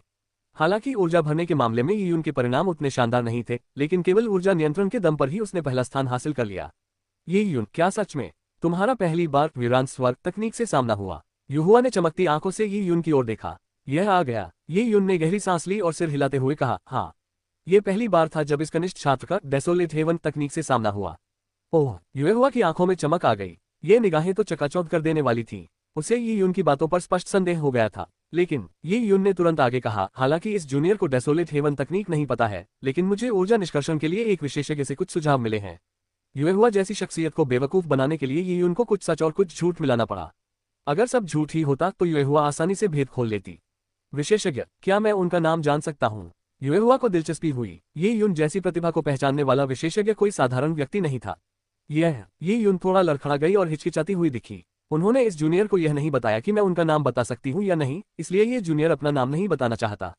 लेकिन उन्होंने इस जूनियर के लिए एक किताब छोड़ी है। इस किताब में ऊर्जा निष्कर्षण से संबंधित कई अनुभवों का वर्णन है। ये यून ने सच और झूठ को मिलाकर एक काला स्क्रॉल निकाला। ये वही निर्जन स्वर्ग मास्टर नोटबुक थी जो सूजी ने लिन शिंटो को दी थी। सूजी की निर्जन स्वर्ग मास्टर नोटबुक के 18 पन्नों में से पहले पन्ने में ऊर्जा नियंत्रण का वर्णन था। क्योंकि ऊर्जा नियंत्रण ही निर्जन स्वर्ग तकनीक का आधार था, इसलिए पहले ग्रंथ में इसका वर्णन करना ही उचित था। लगभग 6 महीने पहले लिन शिंटोग ने जाने से पहले ये यून को यह नोटबुक दी थी। उन्होंने 2 साल की अवधि पर सहमति जताई थी। तब लिन शिंटोग ने कहा था, 2 साल में अगर तुम सबसे बुनियादी हस्त मुद्राओं और ऊर्जा नियंत्रण को समझ सको तो मैं तुम्हें निर्जन स्वर्ग तकनीक सीखने में मदद करूंगी। अरे ये स्क्रॉल! सूजी के पत्र को देखकर युएहुआ की आंखें सिकुड़ गईं। क्या मैं इसे देख सकती हूँ? जब युएहुआ ने पूछा तो ये यून हिचकिचाया। आखिरकार ये वह चीज थी जो लिन शिंटोग ने उसे दी थी। इसे यूं ही दूसरों को दे देना उचित नहीं था। युएहुआ स्वाभाविक रूप से ये यून की झिझक समझ गई। उसे गुस्सा नहीं आया, बल्कि उसे लगा कि उसने जो किया वह उचित था। वह हंसते हुए बोली, मैं इस पांडुलिपि की सामग्री नहीं देखूंगी। इतना कहकर ये यून ने वह पांडुलिपि युएहुआ को सौंप दी। युएहुआ ने उस स्क्रॉल पर एक नजर डाली और उसका चेहरा भावहीन हो गया। ये सचमुच वही है। युएहुआ ने हल्की सी आह भरी, मानो उसे कुछ याद आ गया हो। उसने स्क्रॉल ये यून को वापस देते हुए कहा, मैं समझ गई। मुझे उम्मीद नहीं थी कि तुम्हें उससे कुछ सुझाव मिले होंगे। उद्धरण चिन्ह। मैं असल में आपसे ये पूछना चाहता था कि क्या आप मेरे शिष्य के रूप में मेरे साथ जुड़ना चाहेंगे, लेकिन मुझे यह उम्मीद नहीं थी कि आपका पहले से ही एक गुरु होगा। युएहुआ ने मन ही मन मुंह बनाया। उसने ये यून और लुओहो एर नाम के 2 बुद्धिमान लोगों को देखा था। हालांकि लुओहो एर की रहस्यमय पृष्ठभूमि को देखते हुए ये संभव था कि उसका कोई गुरु हो। यहाँ तक कि क्लाउड वाइल्डनेस से आए एक आम आदमी ये यून का भी एक गुरु था। ये काफी विडंबनापूर्ण था कि उनकी प्रतिष्ठा को देखते हुए यदि वह चाहती तो कई लोग उनके शिष्य बनने की इच्छा रखते। फिर भी जब वही यून और लुओहुआ एर को अपने निजी शिष्य के रूप में स्वीकार करना चाहती थी तो वह उन्हें स्वीकार नहीं कर सकी। युएहुआ को लगा कि उनकी प्रतिभा असाधारण है और उनका भविष्य उज्जवल होगा। जब उसने उनकी तुलना अपने 2 अन्य शिष्यों से की तो उसे अपने शिष्यहीन लगे। कुछ देर सोचने के बाद युएहुआ ने आह भरी और कहा, क्या आप दोनों मुझे एक तरह का गुरु मानने को तैयार हैं? अर्धमास्टर। ये यून थोड़ा हैरान रह गया। इस दुनिया में गुरुओं के कुछ ही प्रकार होते हैं। सबसे पहले दिवंगत गुरु का जिक्र आता है। संयोगवश किसी मृत व्यक्ति से विरासत प्राप्त करने के कारण ऐसे गुरु को दिवंगत गुरु कहा जाता था। उदाहरण के लिए ये यून को तलवार मकबरे में तलवार विद्या का ज्ञान प्राप्त हुआ और उस मकबरे का स्वामी ही ये यून का दिवंगत गुरु था। दूसरे एक गुरु होता था। शिष्य एक औपचारिक समारोह के माध्यम से गुरु को स्वीकार करता था। सामान्य परिस्थितियों में आमतौर पर केवल एक ही गुरु होता था। कुछ अपवाद भी थे। जब किसी की क्षमता उसके गुरु से अधिक हो जाती थी तो गुरु शिष्य का संबंध स्वतः ही समाप्त हो जाता था, जिससे व्यक्ति को दूसरा गुरु खोजने की अनुमति मिल जाती थी। तीसरे प्रकार के गुरु थे अर्धगुरु। अर्धगुरु आधिकारिक गुरु नहीं होते थे, लेकिन कोई भी व्यक्ति उनके मार्गदर्शन में विभिन्न प्रकार के कौशल और मार्शल आर्ट सीख सकता था। एक व्यक्ति कई अर्धगुरुओं से शिक्षा प्राप्त कर सकता था और इसके लिए कोई सख्त औपचारिक समारोह नहीं होता था। आमतौर पर युएहुआ जैसी ऋषि स्तरीय निर्जन स्वर्ग की गुरु एक वास्तविक गुरु होती हैं, चाहे वे व्यक्तिगत शिष्य हो या नामात्र के। वे कभी भी अर्धगुरु नहीं होती। लेकिन ये यून और लुओहुआ एर के लिए युएहुआ ने यही फैसला किया था। शुरू में केवल लुओहुआ के साथ काम करने वाली युएहुआ अपनी स्थिति को एक तरह की अर्धमास्टर के स्तर तक गिराने को तैयार नहीं थी। हालांकि ये यून के प्रकट होने पर युएहुआ प्रलोभन को रोक नहीं पाए। एक शिष्य को शिष्य बनाना 2 शिष्यों को शिष्य बनाने के समान ही था। वह मानो एक तरह से गुरु ही बन चुकी थी। इसका कारण ये था कि ये यून की गुरु सूजी थी। युएहुआ अपनी हीनता से अवगत थी, इसलिए सूजी के बाद एक तरह से गुरु बनना उनके लिए किसी भी तरह से अपमानजनक नहीं था। क्या ग्रैंडमास्टर युएहुआ वास्तव में हमारे अर्धगुरु बनने को तैयार है? ये यून हैरान था। वह अर्धगुरु का अर्थ जानता था। इससे उसे गर्व महसूस हुआ। मुझे लगता है ग्रैंडमास्टर युएहुआ बुडेसु को जानती हैं। भविष्य में शायद उन्हें पता चल जाए कि बुडेसु मेरे गुरु बिल्कुल नहीं है। लेकिन ये सच है कि मुझे बुडेसु का ग्रंथ मिला है। चूंकि मैंने यह नहीं कहा कि मैंने बुडेसु को अपना गुरु माना है, बल्कि सिर्फ इतना कहा है कि मैंने उनसे सीखा है, इसलिए इसे झूठ नहीं माना जा सकता। उद्धरण चिन्ह। अच्छी तरह सोचने के बाद ये यून को लगा कि कोई समस्या नहीं होगी और उसने कहा, ग्रैंडमास्टर युएहुआ की सराहना के लिए धन्यवाद। ये जूनियर आपको स्वीकार करने के लिए तैयार है। ये यून अपनी वर्तमान स्थिति से भलीभांति परिचित था। उसने भले ही अद्वितीय प्रतिभा का प्रदर्शन किया हो, लेकिन ताया दिव्य साम्राज्य के किसी ऋषि या विशाल गुटों की तुलना में अंतर बहुत अधिक था। उसे संसाधनों और सुरक्षा की आवश्यकता थी। चू राजपरिवार जैसे गुट का लक्ष्य अब भी उसे आत्मा अनुबंध पर हस्ताक्षर करवाकर अपने साथ मिलाना था। स्वाभाविक रूप से वह इसके लिए सहमत नहीं होता। इसके विपरीत ऋषि श्रेणी के ग्रैंडमास्टर युएहुआ, जिनकी उससे कोई अपेक्षा नहीं थी, केवल उसे शिष्य के रूप में, यहाँ तक कि अर्ध शिष्य के रूप में भी अपनाकर उसे प्रशिक्षित करना चाहते थे। युएहुआ ने पहले ही अपनी प्रतिष्ठा को गिरा दिया था, इसलिए यदि वह इसे अस्वीकार कर देता तो वह उसकी दयालुता की सराहना करने में विफल रहता। ये यून ने अभिवादन के रूप में सिर झुकाया। उसके बगल में बैठी लुओहुआ स्तब्ध रह गई। उसे समझ नहीं आ रहा था कि वह अभिवादन करे या न करे। युएहुआ ने बिना किसी आग्रह के लुओहुओ एर की ओर देखा। उसने अनुमान लगाया कि लुओ हुओ एर को अपनी पृष्ठभूमि के कारण कई चिंताएं थीं, लेकिन असल में युएहुआ ने कुछ ज्यादा ही सोच लिया था। लुओ हुओ एर को उन सभी नियमों या व्यर्थ की रस्मों की कोई परवाह नहीं थी। उसके मन में बस यही था कि अगर वह युएहुआ को अपना गुरु मान लेती है तो वह उस चिड़चिड़े बदमाश यीयुन की सहशिष्य बन जाएगी। फिर तो क्या वे बार बार नहीं मिलेंगे? क्या यह एक मजाक नहीं होगा? हुओ एर, अगर तुम ऐसा नहीं करना चाहती हो तो कोई बात नहीं। युएहुआ का चेहरा शांत था। इस समय लुओ हुआ ने दांत पीसते हुए झुककर कहा, हुआ स्वीकार करने को तैयार है। युएहुआ ने संतुष्टि भरी मुस्कान के साथ कहा, अच्छा, भविष्य में तुम दोनों सहपाठी बनोगे। तुम्हें एक दूसरे से प्यार करना चाहिए और एक दूसरे का ख्याल रखना चाहिए। युएहुआ को यीयुन और लुओ हुओ एर के बीते मामलों के बारे में कैसे पता चल सकता था? उसने जो भी कहा वह शिष्यों को लेते समय की जाने वाली सामान्य बातें थीं, लेकिन लुओ हुओ एर के होठों के कोने हिल गए जब उसने उन्हें सुना। ये कैसी जिंदगी थी? वो और यीयुन अचानक सहपाठी बन गए थे। ये देखकर वो सचमुच अवाक रह गई। प्रशिक्षण मैदान में जब यीयुन ने उसके स्तन देखे थे और फिर यीयुन के कहे शर्मनाक शब्द सुनकर लुओ हुआ एर ने कभी नहीं सोचा था कि एक दिन उसका यीयुन के साथ ऐसा रिश्ता बन जाएगा। वह सचमुच असमंजस में थी कि हंसे या रोए। तो आज के लिए बस इतना ही। भविष्य में यीयुन की ट्यूशन फीस माफ कर दी जाएगी। यदि आपको वीरान स्वर तकनीक से संबंधित कोई समस्या हो तो आप मुझसे कभी भी संपर्क कर सकते हैं। युएहुआ ने ये कहते हुए अपनी अंतरस्थानिक अनुभूति से 2 नोटबुक निकाली। यीयुन और लुओ हुओ एर को एक एक नोटबुक दी गई। यह मेरी वीरान स्वर तकनीक की नोटबुक है। आप दोनों इसे अपने साथ ले जाकर सीख सकते हैं। यीयुन की नोटबुक में सबसे बुनियादी बातें हैं, जबकि हुओ एर की नोटबुक थोड़ी अधिक गहन है। युएहुआ बहुत ही विचारशील थी। यीयुन की प्रतिभा भले ही चौंकाने वाली हो, लेकिन उसकी नींव बहुत कमजोर थी। युएहुआ ने यीयुन को जो नोटबुक सौंपी थी वह कई साल पहले निर्जन स्वर के गुरुओं के शिष्यों के लिए तैयार की गई थी। इस प्रकार ये यीयुन की आधारभूत ज्ञान की कमी को पूरा कर सकती थी। धन्यवाद गुरुजी। यीयुन ने नोटबुक स्वीकार की और कृतज्ञता से युएहुआ की ओर देखा। यीयुन और लुओ हुओ एर ने विदाई ली और दरवाजे से बाहर निकल गए। यीयुन ने देखा कि लुओ हुओ एर का चेहरा अभी भी उदास था। वह नहीं जानता था कि वह क्या सोच रही है, लेकिन स्पष्ट रूप से वह खुश नहीं थी। लुओ हुआ आगे थी जबकि यीयुन पीछे। दोनों चुपचाप अपने अपार्टमेंट की ओर चल पड़ी। दुर्भाग्यवश वे पड़ोसी भी थे, इसलिए उनके अपार्टमेंट भी एक ही जगह पर थे। स्वाभाविक रूप से वे एक ही रास्ते पर चलते थे। दोनों चुप रहे, जिससे माहौल बेहद असहज हो गया। यीयुन को लगा कि चूंकि वे सहपाठी थे, इसलिए भविष्य में वे इस तरह का व्यवहार जारी नहीं रख सकते। इसलिए उसने खांसते हुए अपने संबंधों को सहज बनाने के लिए अभिवादन करने का प्रयास किया। अरे ऐसा है? यीयुन के ये शब्द कहते ही लुओ हुआ तुरंत रुक गई और उसने यीयुन की ओर मुड़कर देखा। आश्चर्यचकित होकर यीयुन रुक गई। वो क्या, तुम किसे बुला रहे थे? अब से मैं तुम्हारी बड़ी बहन हूँ। अगली बार जब तुम मुझे देखो तो मुझे बड़ी बहन कहकर पुकारना। सुना तुमने? लुओ हुआ ने गुस्से से कहा और अपनी छोटी मुट्ठी लहराकर अपना दबदबा दिखाया। चूंकि उनका सहपाठी होना एक अटल सत्य था, इसलिए ये स्वाभाविक था कि वह वरिष्ठ बहन बने। इस चिड़चिड़े बदमाश को उसे वरिष्ठ बहन वह कहकर पुकारना पड़ेगा। ये सोचकर भी सब कुछ इतना बुरा नहीं लग रहा था। घर के कामों के लिए एक नौकर रखना भी अच्छा था। चाय लाना और परोसना जैसी छोटी छोटी चीजें करने से सब कुछ बहुत आसान हो जाएगा। लुओ हुआ के विचार कुछ इस प्रकार थे। यीयुन के विचारों या उसके द्वारा इसके विरुद्ध प्रतिरोध करने के बारे में स्वाभाविक रूप से लुओ हुआ को कोई चिंता नहीं थी। इस तरह लुओ हुआ धीरे धीरे खुश हो गई। उसका उदास सा छोटा चेहरा अचानक मुस्कान से खिल उठा। लुओ हुआ के चेहरे पर इस तरह का अप्रत्याशित बदलाव देखकर यीयुन अवाक रह गया। उसे समझ नहीं आ रहा था कि क्या कहे। उसने एक शब्द भी नहीं कहा था। क्या ये लड़की दिमागी तौर पर ठीक थी? प्रश्नवाचक चिन्ह। अध्याय 275 लिन स्थापित। युएहुआ द्वारा शिष्यों को दीक्षा देने की खबर ताया दिव्य शहर में तेजी से फैल गई। लोगों को लगता था कि युएहुआ निजी शिष्यों को प्रशिक्षण देती थी और उन्हें यह नहीं पता था कि वह केवल एक अर्धगुरु थी। अगर उन्हें ये पता चल जाता तो उनकी प्रतिक्रिया जानना असंभव होता। जब यांग यूएफएन को पता चला कि युएहुआ ने यीयुन और लुओ हुओ एर दोनों को शिष्य के रूप में स्वीकार कर लिया है, तो उसे एक और करारा झटका लगा। इन दिनों यांग यूएफएन पूरी तरह से उदास रहता था। वह दिन भर अपने घर में बंद रहता था और किसी से नहीं मिलता था। यांग यूएफएन जैसे व्यक्ति के लिए, जो चू युवराज के अलावा चू शाही निवास में युवा पीढ़ी के नेताओं में से एक थे, उनके दायरे में सबसे महत्वपूर्ण चीज प्रतिष्ठा थी। लेकिन अब वह ताया डिवाइन सिटी में सबसे बड़ा मजाक बन चुका था। युएहुआ के पहले पार्ट में यांग यूएफएन ने यीयुन का बेहद अपमानजनक ढंग से उपहास किया था, लेकिन अगले दिन यीयुन ने उसे बेरहमी से करारा जवाब दिया। जिस मान सम्मान को वह इतना महत्व देता था, वह चकनाचूर हो गया।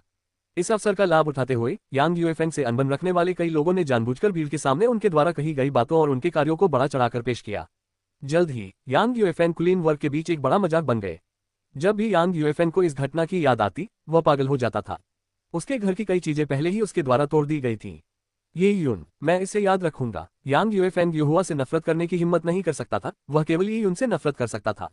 कानूनों के सत्य को पुनः प्राप्त करने में उसकी विफलता से लेकर ताया दिव्य शहर में एक मस्खरा बनने तक, ये सब यीयुन की वजह से ही हुआ था।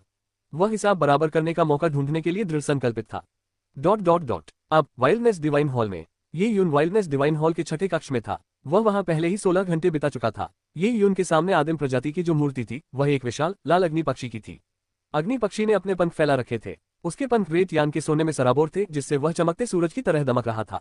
वह यी यून के सामने जल रहा था। यी यून अग्नि पक्षी के ठीक सामने 3 फीट से भी कम दूरी पर खड़ा था। भयानक गर्मी के कारण यी यून को ऐसा लग रहा था जैसे वह लिप्टों से जल रहा हो। उसका पूरा शरीर झुलस रहा था। उसे पसीना आया और जल्द ही वह भाप बनकर उड़ गया।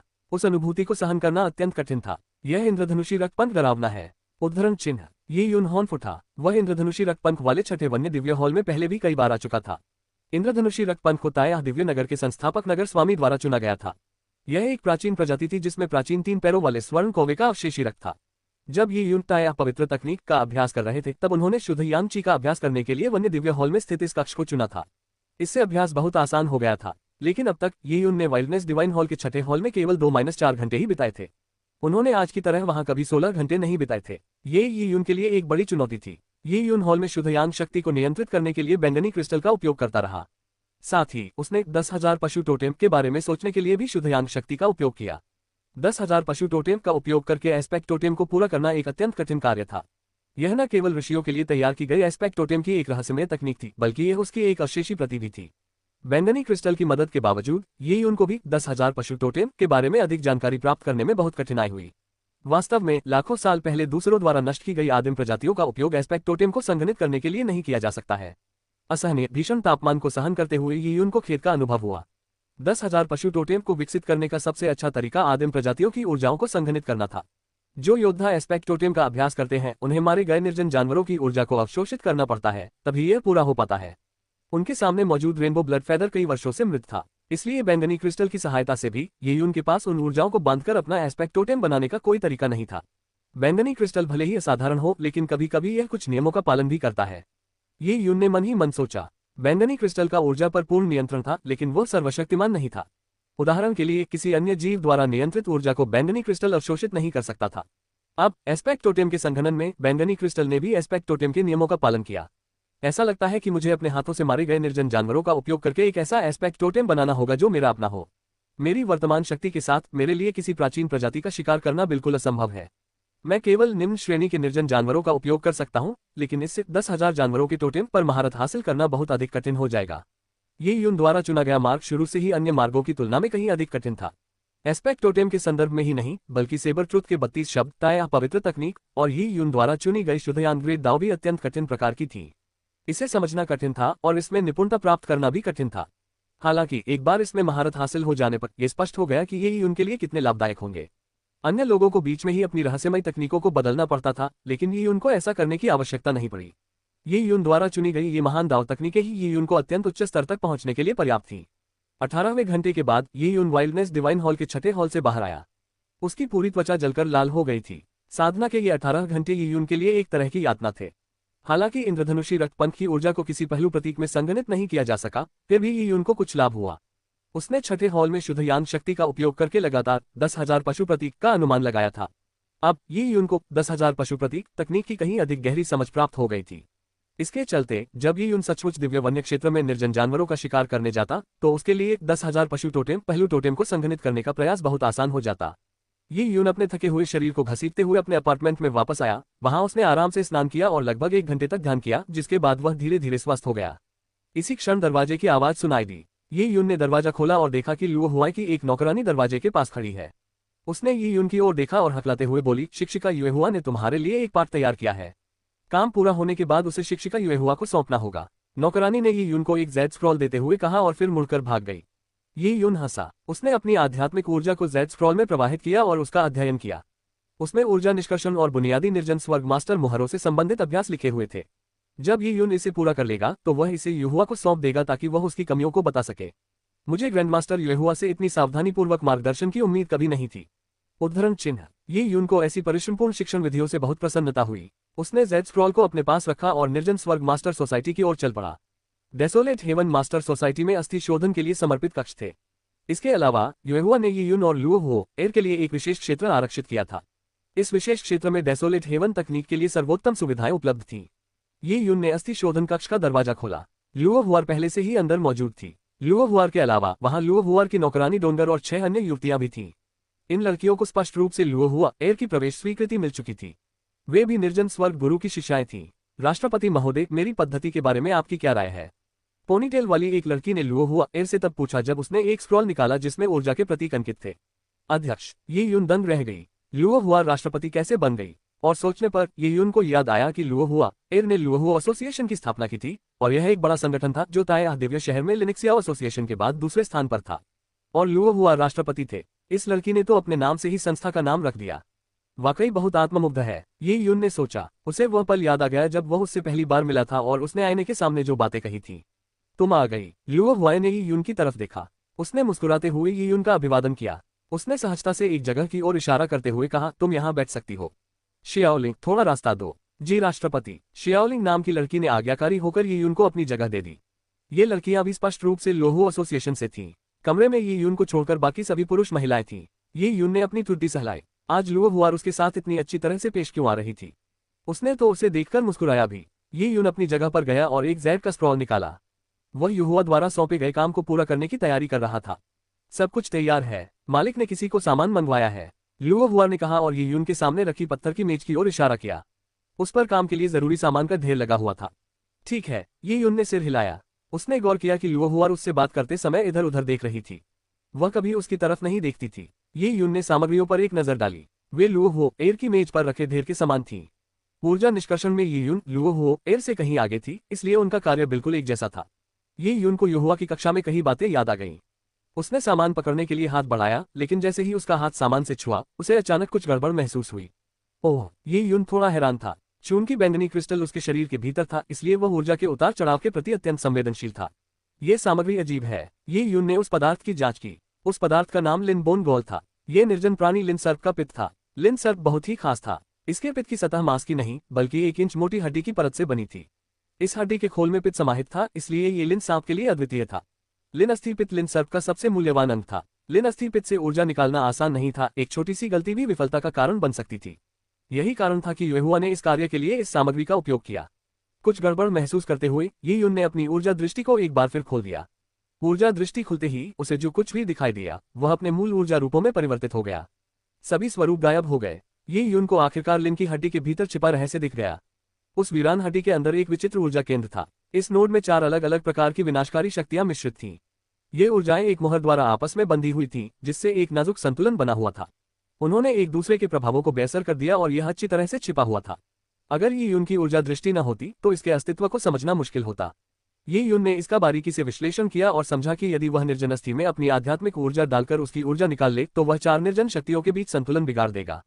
इसके परिणामस्वरूप लिन अस्थि पित्त भी फट जाएगा। क्योंकि ऊर्जा इतनी प्रबल नहीं थी, इसलिए इस विस्फोट से ये यून को चोट नहीं लगेगी, लेकिन इससे ये यून कड़वे पित्त से लथपथ हो जाएगा।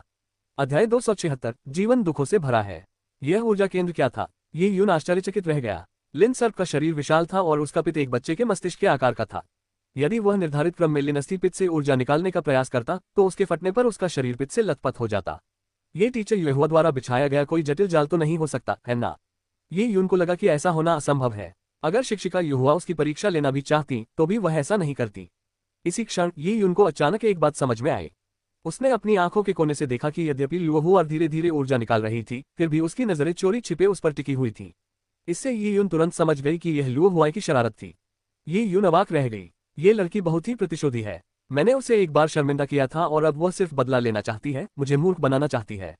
इसमें कोई हैरानी की बात नहीं कि आज जब हम मिले तो इस लड़की ने पहल करके मेरा अभिवादन किया।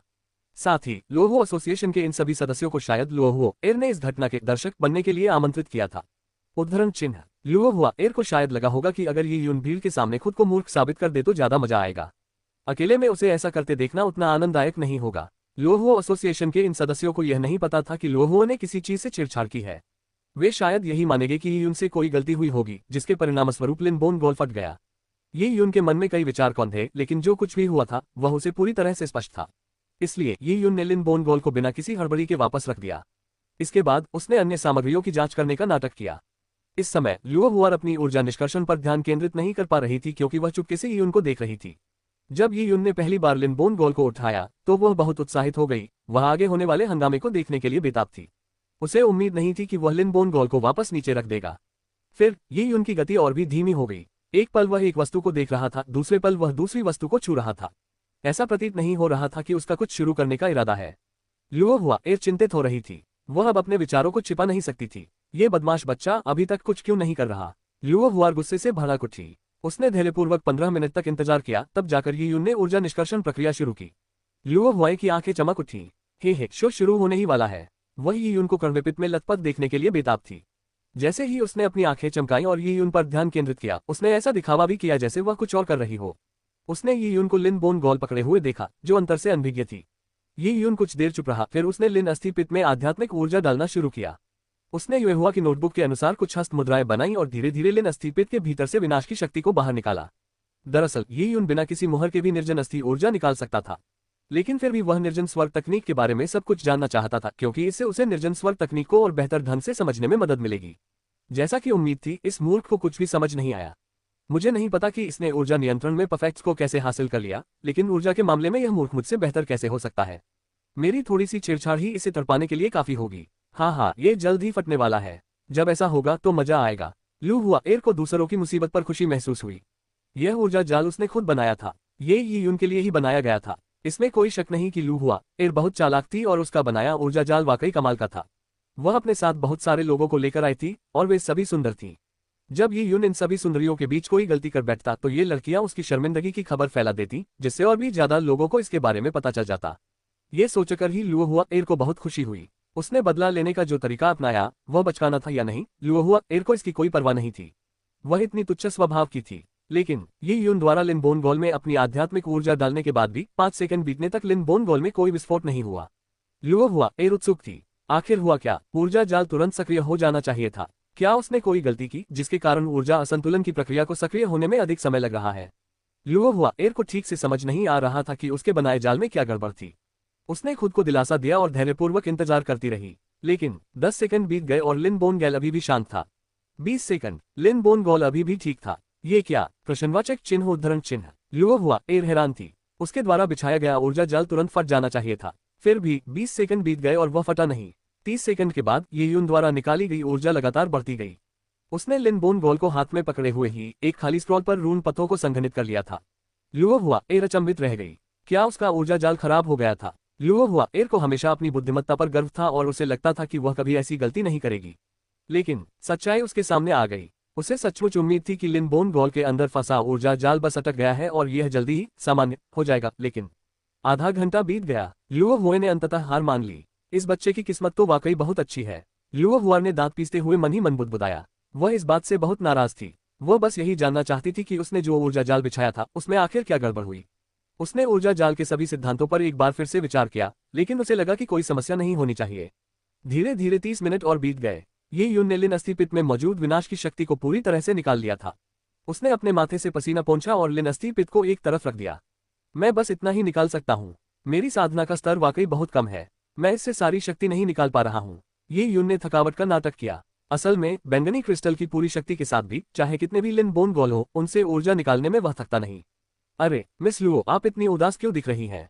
ये यून ने लुओ हुआ को हैरानी भरी नजरों से देखा। लुओ हुआ का चेहरा उदास था। उसे समझ नहीं आ रहा था कि यून का भाग्य इतना अच्छा क्यों था कि वह इस विपत्ति से बच गया। मैं ठीक हूँ, लुओ हुआ ने कड़े लहजे में जवाब दिया। उसने ये यून द्वारा उसे सीनियर सिस्टर कहकर संबोधित न करने के मुद्दे को भी आगे नहीं बढ़ाया। ओह, ये यून ने कंधे उचकाए। उसने लुओ हुआ की बात अनसुनी करते हुए कहा, मैंने बहुत अधिक युवांची खर्च कर दी है और मुझे इसे पुनः प्राप्त करने की आवश्यकता होगी। आप लोग अपना काम जारी रखें। ये कहकर वह कमरे के कोने में जाकर बैठ गया। उसने हड्डी का एक अवशेष निगल लिया, अपनी आंखें बंद कर ली और ध्यान करने लगा।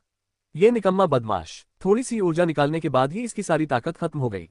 लुओ हुआ को ये उनसे नफरत थी, लेकिन सबसे ज्यादा गुस्सा उसे इस बात पर आ रहा था कि इस निकम्मे ने उसे हरा दिया था। कुछ देर हिचकिचाने के बाद लुओ हुआ ने फिर से यी यून की ओर देखा। उसने गौर किया कि यी यून ने अपनी सारी इंद्रियों को त्याग दिया था। सुरक्षित वातावरण में योद्धा ध्यान करते समय अक्सर अपनी इंद्रियों को विच्छेदित कर लेते थे। वे स्वयं को अपने परिवेश से अलग कर लेते थे क्योंकि इससे ध्यान की प्रभावशीलता बढ़ जाती थी। अब ये यून की हालत कुछ ऐसी लग रही थी। लुओ हुआ ने लापरवाही से थोड़ा इधर उधर घूमकर ये देखने की कोशिश की कि क्या यून उसे देख पा रही है या नहीं। फिर वह तेजी से उस पत्थर की मेज की ओर चली गई जहां ये यून पहले बैठी थी, और उसके बाद उसने ये यून द्वारा इस्तेमाल की जा रही लिन बोन बॉल उठा ली। अरे मिस, आप क्या कर रही हैं? डोंट एर ने लुओ हुआ एर की हरकतें देखकर उत्सुकता से पूछा। शश, लुओ हुआ ने उसे चुप रहने का इशारा किया और चुपके से ये यून पर एक नजर डाली। यह देखकर कि ये यून ने कोई प्रतिक्रिया नहीं दी, उसने लिन बोन गॉल की जांच शुरू कर दी। वह ये जानना चाहती थी कि लिन बोन गॉल के अंदर उसने जो ऊर्जा जाल स्थापित किया था उसमें वास्तव में क्या गड़बड़ी हुई थी। उसने अपनी डेसोलेट हेवन तकनीक की नींव को पूरी तरह से निपुण बना लिया था, तो फिर उसके द्वारा बिछाया गया जाल क्यों नहीं फटा? आखिर क्या गड़बड़ थी? क्या ऐसा हो सकता है कि उसके द्वारा बनाए गए जाल में कोई मूलभूत खामी थी? अगर उसे गलती के पीछे का कारण नहीं पता होता तो ये खतरनाक हो सकता था। कौन जाने गलत समझ के कारण किस तरह की समस्याएं पैदा हो सकती थी। लुओ हुआ शांत हुई और उसने अपनी आध्यात्मिक ऊर्जा को लिन पित्ताशय की हड्डी में गहराई तक प्रवाहित करके उसकी ऊर्जा संरचना का अध्ययन किया। वह जानना चाहती थी कि गलती कहाँ हुई थी। लुओ हुआ एर एक ऐसी व्यक्ति थी जिन्हें वीरान स्वर्ग तकनीक के बारे में सब कुछ जानना आवश्यक था। लेकिन जिस क्षण लुओ हुआ एर की आध्यात्मिक ऊर्जा जाल के संपर्क में आए, ऊर्जा संतुलन बिगड़ गया और चारों व्यक्तियों की शक्तियां विस्फोटित हो गईं। ये सब बिजली की गति से हुआ। पेंग लुओ हुआ का मूल ध्यान ऊर्जा जाल में खामी ढूंढने पर था। उसने कभी उम्मीद नहीं की थी कि यून द्वारा आध्यात्मिक ऊर्जा का प्रयोग करने पर कुछ नहीं होगा, लेकिन जैसे ही उसने अपनी आध्यात्मिक ऊर्जा का प्रयोग किया, ऊर्जा जाल फट गया। ये किस तरह का तर्क था? अचानक हुए विस्फोट ने लुओ हुआ एर को प्रतिक्रिया करने का लगभग कोई समय नहीं दिया। वह झटके से पीछे हटी, लेकिन ऊर्जा प्रवाह के कारण हरे सांप का पित्त चारों ओर फैल गया, जिससे उसका पूरा शरीर भीग गया। ये भी लुओ हुआ की योजना का हिस्सा था। वह किसी भी तरह की चूक को रोकना चाहती थी, भले ही ये यून को पता चल जाए कि कुछ गड़बड़ हो गई है। लेकिन अब उसकी सारी योजनाएं लुओ हुआ पर ही भारी पड़ गईं। इतना गहरा कि आंसू भी नहीं बह सकते। लुओ हुआ वहीं पूरी तरह से स्तब्ध खड़ी थी। उसके शरीर से पित्त टपक रहा था और उसके बाल गीले थे। उसके कपड़ों पर भी एक बड़ा गीला धब्बा था। उसका चेहरा भी हरे पित्त से सना हुआ था। वह किसी बिल्ली की तरह लग रही थी जो गंदे पानी से भरी नाली में गिर गई हो।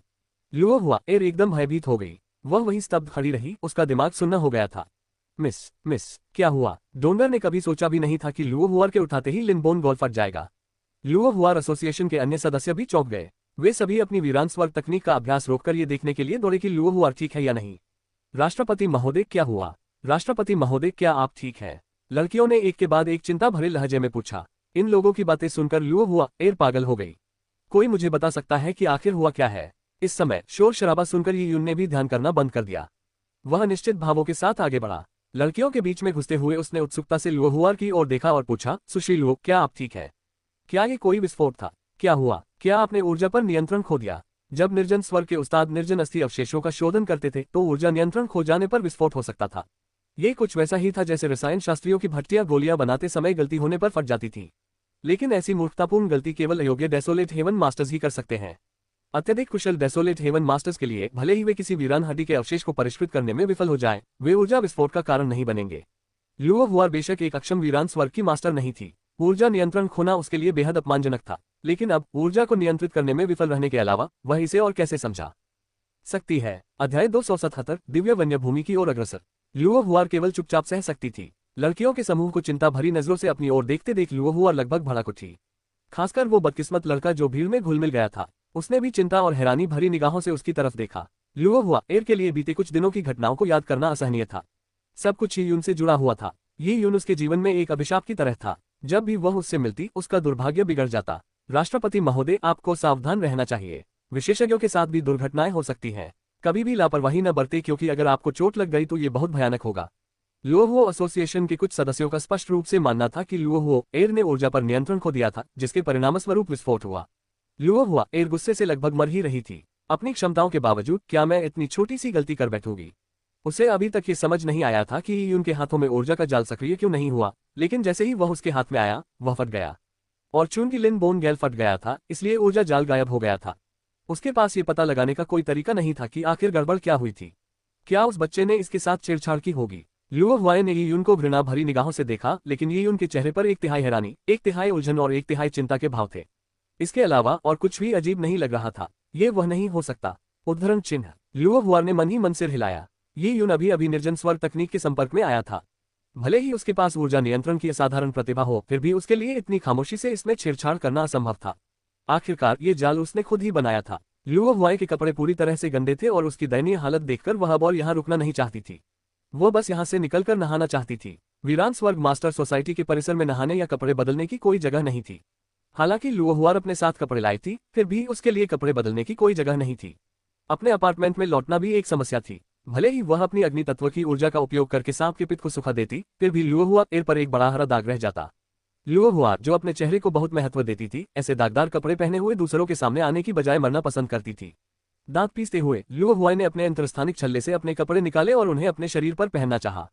लेकिन उसके स्त्री वस्त्र ऊपरी हिस्से में तो पतले थे, जबकि निचले हिस्से की स्कर्ट चौड़ी थी। ऐसे में उसके गंदे वस्त्र के ऊपर दूसरा वस्त्र पहनना स्पष्ट रूप से अटपटा लगता। मिस लुओ, मेरे पास यहाँ एक काफी बड़ा कपड़ा है। मुझे यकीन नहीं है कि आपको ये पसंद आएगा या नहीं। ये यून ने अपनी अंतरस्थानिक अंगूठी से अपना जिन लॉन्ग वेई उड़ने वाली मछली का वस्त्र निकाला। जब ये यून ताया दिव्य नगरी में आया तो वह अपने साथ उड़ने वाली मछली का वस्त्र भी लाया। जब उसे अंतरस्थानिक अंगूठी प्राप्त हुई तो उसने स्वाभाविक रूप से उड़ने वाली मछली के वस्त्र को उसमें डाल दिया।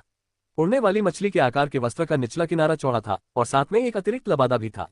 लुओ हुआर वास्तव में इसे अस्वीकार करना चाहती थी, लेकिन जैसे ही वह मना करने वाली थी उसने देखा कि उसकी उड़ने वाली मछली की पोशाक का लबादा उसके कॉलर से लेकर पूरे शरीर को ढक सकता है। अगर वह लबादे और कमरबंद को एक साथ पहन ले तो यह एक चोगे की तरह काम करेगा। इससे उसका पूरा शरीर ढक जाएगा और बाहर से कुछ भी दिखाई नहीं देगा। उसे वास्तव में ऐसे लबादे की सख्त जरूरत थी। लुओ हुआर ने अपने होंठ दबाए और ये यून से लबादा ले लिया। उसे उड़ने वाली मछली के आकार के वस्त्र की आवश्यकता नहीं थी क्योंकि केवल लबादा ही काफी था।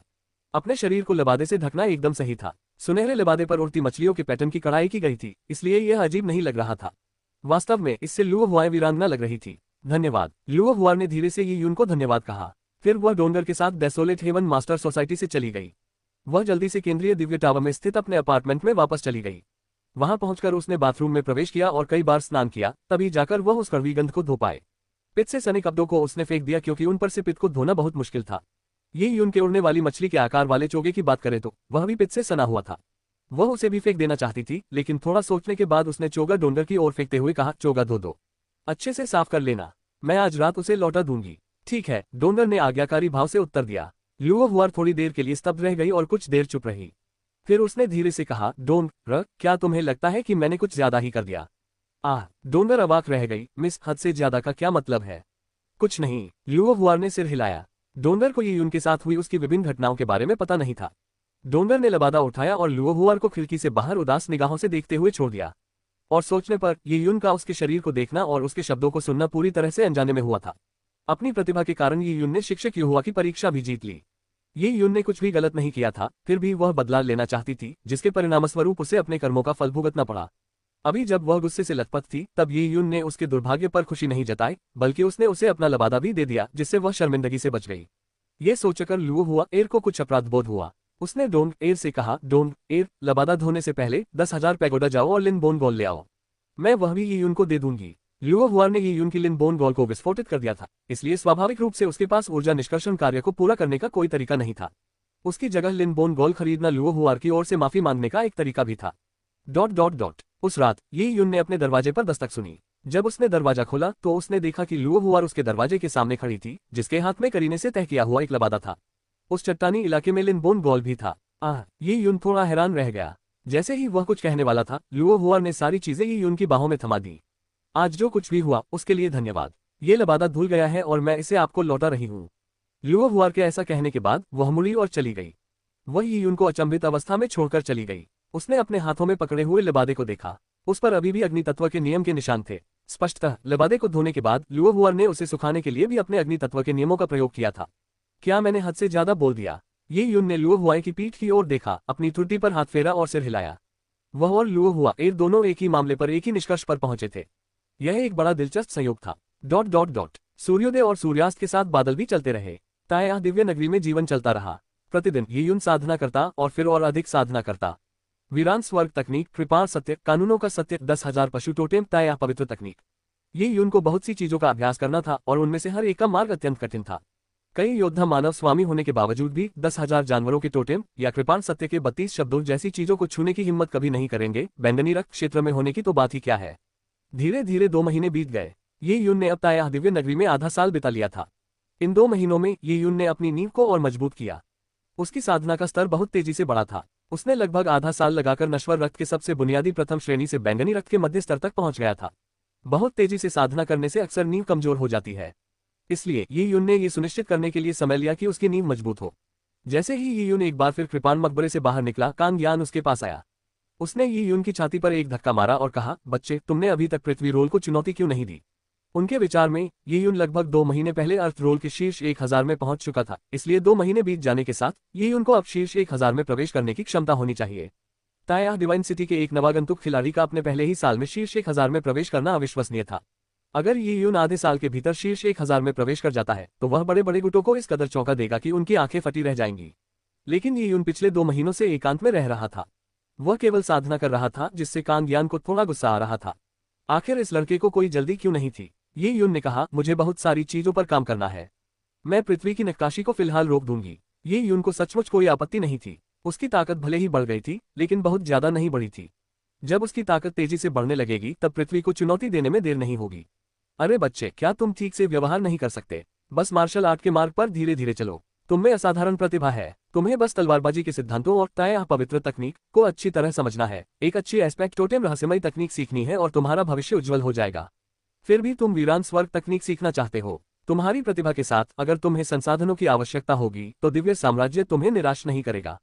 तुम्हें उन्हें स्वयं अर्जित करने की आवश्यकता नहीं है। कैंग यान को समझ नहीं आ रहा था कि क्या कहे। ये यून ने बहुत सी कठिन बातें सीख ली थीं। इससे कैंग यान को उसकी चिंता होने लगी। ये यून हंसते हुए बोली, वरिष्ठ की चिंता के लिए धन्यवाद। मुझे इस जूनियर को वीरान स्वर्ग तकनीक में काफी दिलचस्पी है, इसलिए मैं इसे सीखना जारी रखूंगी। ये यून जानता था कि ताया दिव्य राज्य में पर्याप्त प्रतिभा दिखाने के बाद दिव्य राज्य का शाही परिवार उसे प्रशिक्षित करेगा। लेकिन ये यून का लक्ष्य ताया दिव्य साम्राज्य नहीं था। भविष्य में वह साम्राज्य छोड़कर एक विशाल दुनिया का सामना करना चाहता था। जब ऐसा हुआ तो शायद कोई भी गुट उसका समर्थन करने में सक्षम न हो। एक अतिरिक्त कौशल के साथ उसके पास बचने का एक और रास्ता हो सकता था। क्या तुम अब भी 10,000 पशु टोटेम सीखना चाहते हो? कांग यान अब भी यून से एस्पेक्ट टोटेम की रहस्यमय तकनीक वापस करने की उम्मीद कर रही थी।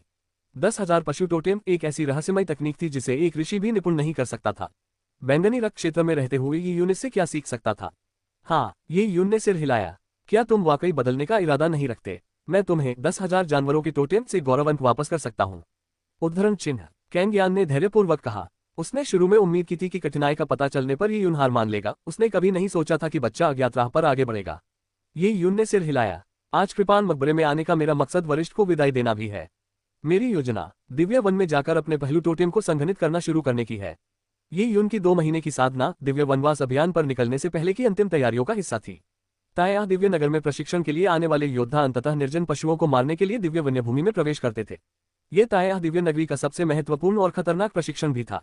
इस प्रशिक्षण के दौरान कई साधकों की मृत्यु हो गई। एस्पेक्ट टोटेम को संघनित करना। कांग यान हैरान रह गया। क्या आप 10,000 जानवरों के टोटेम के एस्पेक्ट टोटेम को संघनित करने के लिए तैयार हैं? हाँ, मैं कोशिश करने का इरादा रखती हूँ। ये यून ने शांत और दृढ़ता से कहा। अंततः वह दिव्य वन्यभूमि में प्रवेश करने जा रहा था, एक अज्ञात और रहस्यमय दुनिया में। लेखक का नोट, इस परिवर्तन के बारे में लिखना कठिन है। हम जल्द ही ईश्वरीय निर्जन काल में प्रवेश करने वाले हैं। मैं अपने विचारों को व्यवस्थित करने की योजना बना रहा हूँ। अध्याय 278, दिव्य वन्य जीवन में अकेले यात्रा करना। ताया डिवाइन सिटी के कई साधकों के लिए दिव्य वन में जाकर निर्जन प्राणियों का शिकार करना एक बड़ी बात थी। उनके प्रशिक्षण अभियान अक्सर लगभग आधे महीने तक चलते थे। उन्हें लंबे समय तक बाहर रहने के लिए हर तरह की तैयारी करनी पड़ती थी। अगर कोई अकेले जंगल में जाने की योजना बना रहा है तो केवल मजबूत होना ही काफी नहीं था। जंगल में जीवित रहने के लिए उसे हर तरह के कौशल और जीवन रक्षा संबंधी ज्ञान होना आवश्यक था। ये यून के जाने से पहले उसने राजधानी के 4 गुंडे सरदारों से मिली अंगूठियों की तुलना में अधिक क्षमता वाली एक अंतरस्थानिक अंगूठी खरीदने के लिए 50,000 ड्रैगन स्केल रून्स और खर्च किए। इसके बाद ये यून ने पूरा दिन विभिन्न सामान खरीदने में बिताया। इसमें अस्थि अवशेष, दवाएं, जीवन रक्षक डिस्क सरणियां, अतिरिक्त हथियार आदि शामिल थे। ये यून ने ताया दिव्य नगरी के आसपास के इलाके का एक विस्तृत नक्शा भी खरीदा। उसने दिव्य वन्य क्षेत्र के भूभाग और रास्ते में मिलने वाले हर निर्जन जीव से परिचित होने के लिए कुछ समय निकाला। दिन के अंत तक वह उन जीवों की ताकत, कमजोरियों और आदतों को समझ चुका था। ये सारी तैयारी एकदम सटीक होनी थी। हर साल ताया डिवाइन सिटी के 99% साधक जो मरते थे वे दिव्य वन में प्रशिक्षण के दौरान ही मरते थे। जहां तक अखाड़े की लड़ाइयों में आकस्मिक रूप से मरने वालों की बात है, वे बहुत कम थे। अधिकांश मामलों में यह मामूली सी लगने वाली जानकारी कई लोगों की जान बचा सकती है। ये यून ने हाल ही में सुना था कि कुछ दिन पहले 3 साधकों के एक छोटे समूह की मृत्यु हो गई थी। इसका कारण ये था कि उन्होंने हृदय भेदन करने वाले सांप को गलती से स्वर्ण रेखा वाला सांप समझ लिया था। दोनों सांप पूरी तरह सुनहरे रंग के हैं, लगभग 2 मीटर लंबे हैं और बाहरी रूप से देखने पर उनमें कोई खास अंतर नहीं है। लेकिन hot piercing snake golden line snake से 10 गुना से भी अधिक शक्तिशाली होता है। इसका जहर भी जानलेवा होता है। यहाँ तक कि युआन फाउंडेशन क्षेत्र के शुरुआती स्तर का योद्धा भी इसके काटने पर 5 सेकंड के भीतर मर जाएगा। हॉट पियर्सिंग स्नेक और गोल्डन लाइन स्नेक को उनके रूप रंग से नहीं पहचाना जा सकता। दोनों में एकमात्र अंतर उनके व्यवहार में है। गोल्डन लाइन स्नेक आगे बढ़ते समय टेढ़े मेढ़े रास्ते से चलता है, जिससे एक घुमावदार पथ बनता है। वहीं हॉट पियर्सिंग स्नेक सीधी रेखा में चलता है। ताया दिव्य नगरी में कई साधकों की मृत्यु न केवल उनकी शक्ति की कमी के कारण हुई, बल्कि मुख्य रूप से उनकी लापरवाही के कारण भी हुई। ये यून की वर्तमान शक्ति बुरी नहीं थी, लेकिन पृथ्वी स्तर पर उससे आगे के साधकों की तुलना में वह अभी भी काफी कमजोर था।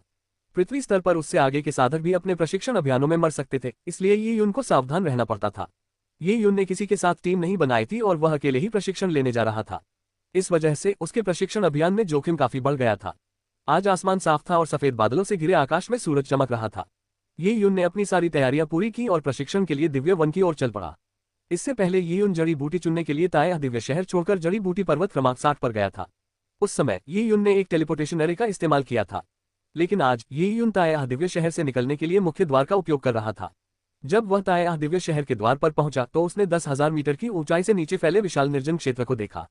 आकाश से जुड़े हुए अनंत निर्जन भूभाग भव्य और प्राचीन दोनों प्रतीत होते थे।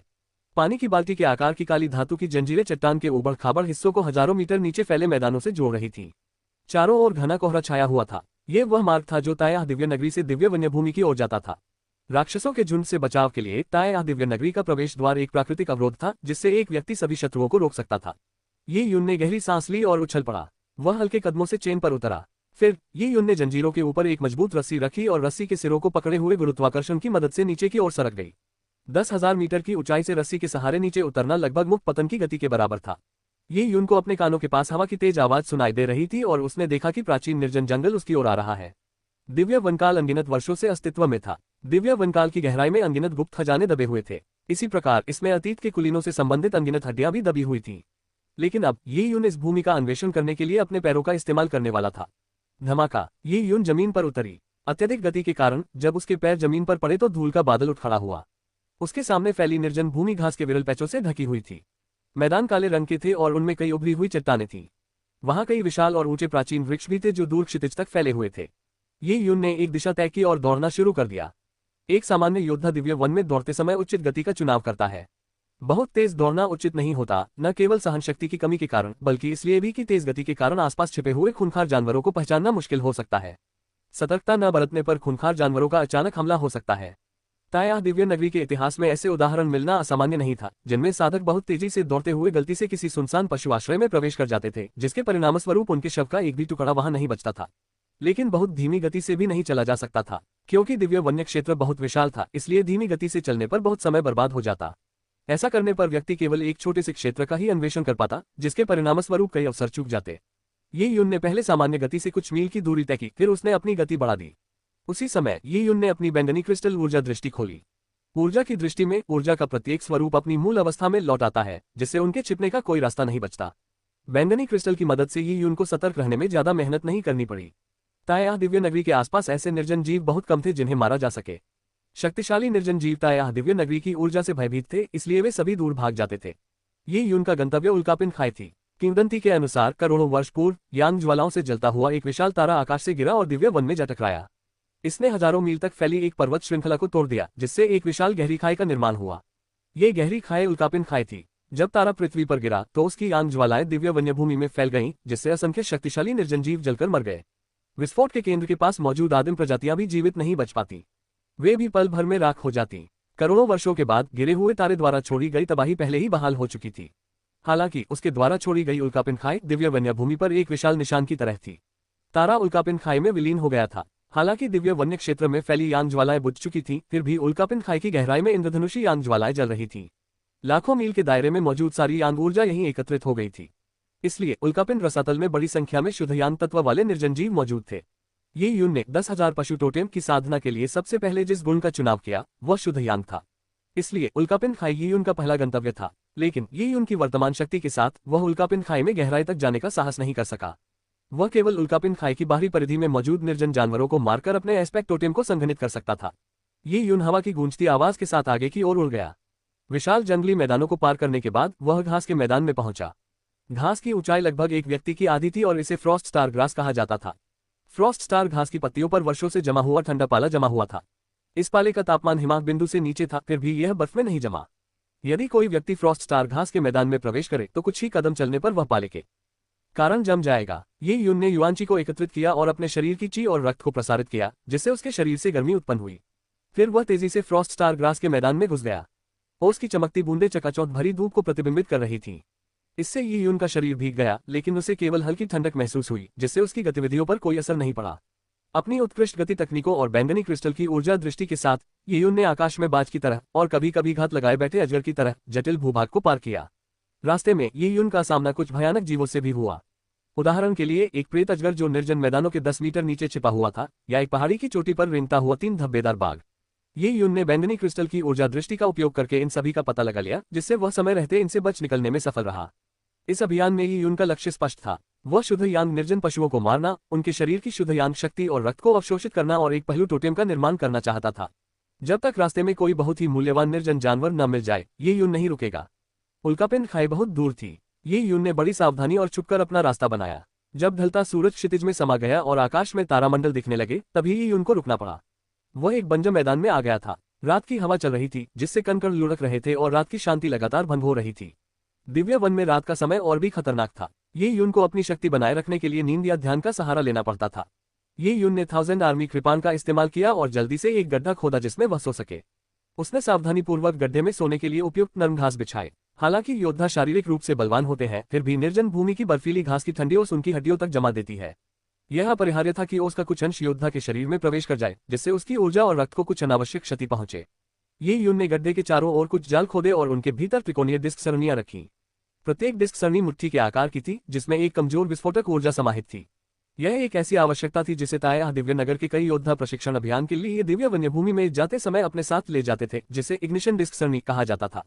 ये इग्निशन डिस्क एरे निर्जन राक्षसों को मार तो नहीं सकता था, लेकिन चेतावनी के रूप में इसका उपयोग किया जा सकता था। आखिरकार सोते या ध्यान करते समय योद्धाओं की आसपास के वातावरण के प्रति संवेदनशीलता कुछ हद तक कम हो जाती है। दूसरी ओर कुछ निर्जन राक्षस छुपने में भी माहिर होते हैं। इन अचानक हमलों के कारण कई साधक सोते या ध्यान करते समय मारे जाते थे। नींद और ध्यान अत्यंत आवश्यक थे। यदि कोई व्यक्ति लंबे समय तक तनावग्रस्त और अपने आसपास के वातावरण के प्रति सतर्क रहता, तो वह निर्जन जानवरों के हमले के बिना भी मानसिक रूप से थक जाता, जिससे उसकी युद्ध क्षमता काफी कम हो जाती। इसलिए अधिकतर समय ये किफायती इग्निशन डिस्क एरे चमत्कारिक रूप से जीवन बचाने में कारगर साबित हुए। इग्निशन डिस्क एरे स्थापित करने के बाद ये यून ने अपनी अंतरस्थानिक अंगूठी से एक कपड़े का थैला निकाला। फिर उसने थैले के अंदर मौजूद सारा पाउडर फैला दिया। ये राजा श्रेणी के निर्जन प्राणियों के मल का चूर्ण था। इस चूर्ण से एक विशेष गंध निकलती थी जिसे केवल निर्जन प्राणी ही पहचान सकते थे। इससे अन्य निर्जन प्राणी इस क्षेत्र को राजा श्रेणी के निर्जन प्राणी का इलाका समझ लेते थे और इसलिए यहाँ प्रवेश करने से बचते थे। 2 स्तरों की सुरक्षा व्यवस्था के साथ ये यून ने उत्तम स्तर का कवच पहना, अपनी 1000 सेना की कृपान कमर पर बांधी, ताइकांग धनुष पीठ के पीछे रखा और अखाड़े में प्रवेश किया। शिकार के लिए निकले योद्धाओं के लिए अपने हथियार से अलग न होना एक अनिवार्य आदत थी। जरा सी भी हलचल होने पर वे तुरंत युद्ध की मुद्रा में आ जाते थे। ईश्वरीय वन्य क्षेत्र में हर प्रकार के खतरे थे। हर चीज के प्रति सावधानी बरतनी पड़ती थी, लेकिन इन सभी व्यवस्थाओं के बावजूद ये गारंटी देना असंभव था कि कुछ भी गलत नहीं होगा। अध्याय 279 1000 फीट लंबा काला रेशम कीट। सन्नाटे भरी रात में ठंडी हवा चली, जिसने हर चीज को बर्फीली ओस से ढक दिया। ये यून अचानक अपनी गहरी नींद से जाग गया। अचानक उसके मन में खतरे का स्वाभाविक आभास जागृत हुआ। ये यून ने तुरंत अपनी ऊर्जा दृष्टि खोली और एक रोएंदार निर्जन जानवर को गेंद की तरह धीरे धीरे हिलते हुए देखा। इस निर्जन प्राणी की गोल काली आंखें थीं और इसका शरीर असंख्य छोटी छोटी तंतुओं से ढका हुआ था। ये तंतु जमीन से रगड़ खाती थी, लेकिन आश्चर्यजनक रूप से इससे एक भी आवाज नहीं निकलती थी। इतना ही नहीं, उस राक्षस की उपस्थिति अत्यंत गुप्त रखी गई थी। उसके होने का कोई संकेत नहीं था। जैसे जैसे वह आगे बढ़ता गया, उसके शरीर के छिद्रों से संक्षारक तरल पदार्थ निकलते रहे। वह जहां भी गया, जमीन पर उस तरल पदार्थ से क्षरित निशान छोड़ता चला गया। ये संक्षारक तरल पदार्थ धीरे धीरे मिट्टी में भी रिस गया। ची ची ची ये यून द्वारा पहले से स्थापित विस्फोटक डिस्क सरणियों से लगभग सुनाई न देने वाली धीमी आवाजें निकल रही थीं। जमीन में रिस चुके संक्षारक तरल के कारण डिस्क सरणियां सक्रिय होने से ठीक पहले ही संक्षारित हो गईं। ये यून की मांसपेशियां तन गईं और उसके शरीर के भीतर स्थित बैंगनी क्रिस्टल प्रकाश से भर उठा। ये भयानक जीव 1000 फीट लंबा काला रेशम कीट था। ये यून ने पहले दिव्य वन्यलोक नामक पुस्तक में पढ़ा था कि 1000 फीट लंबा काला रेशम कीट एक निर्जन जीव है जिसे संभालना बेहद मुश्किल है। ये रात में घात लगाकर शिकार करना पसंद करता है और इसका स्वभाव कठोर है। ये राजा श्रेणी के निर्जन जीवों के मल को पूरी तरह से अनदेखा कर देता है। इसके शरीर से निकलने वाला तरल पदार्थ प्रज्वलन डिस्क सरणी को संक्षारित कर सकता है, जिससे कई साधक अचानक चौंक जाते हैं। इसलिए यह अकेले यात्रा करने वाले कई साधकों का सबसे बड़ा दुश्मन है। 1000 फीट लंबे काले रेशम के कीड़े के शरीर के बाल सुई जैसे नुकीले थे।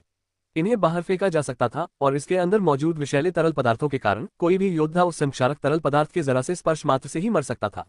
1000 फीट लंबे काले रेशम कीट का यह सबसे शक्तिशाली हमला था। जब यह अपने शरीर के सारे हथियारों को तीरों की तरह एक साथ छोड़ देता था, तो इससे बचना लगभग नामुमकिन था। एक सामान्य रेशम उत्पादक अक्सर 1000 फीट लंबे काले रेशम के कीड़े से सामना होने पर उससे जानलेवा लड़ाई से बचने के लिए छिप जाता था। ये यून के दिव्य वन में प्रवेश करने से पहले ही उसने पर्याप्त तैयारी कर ली थी।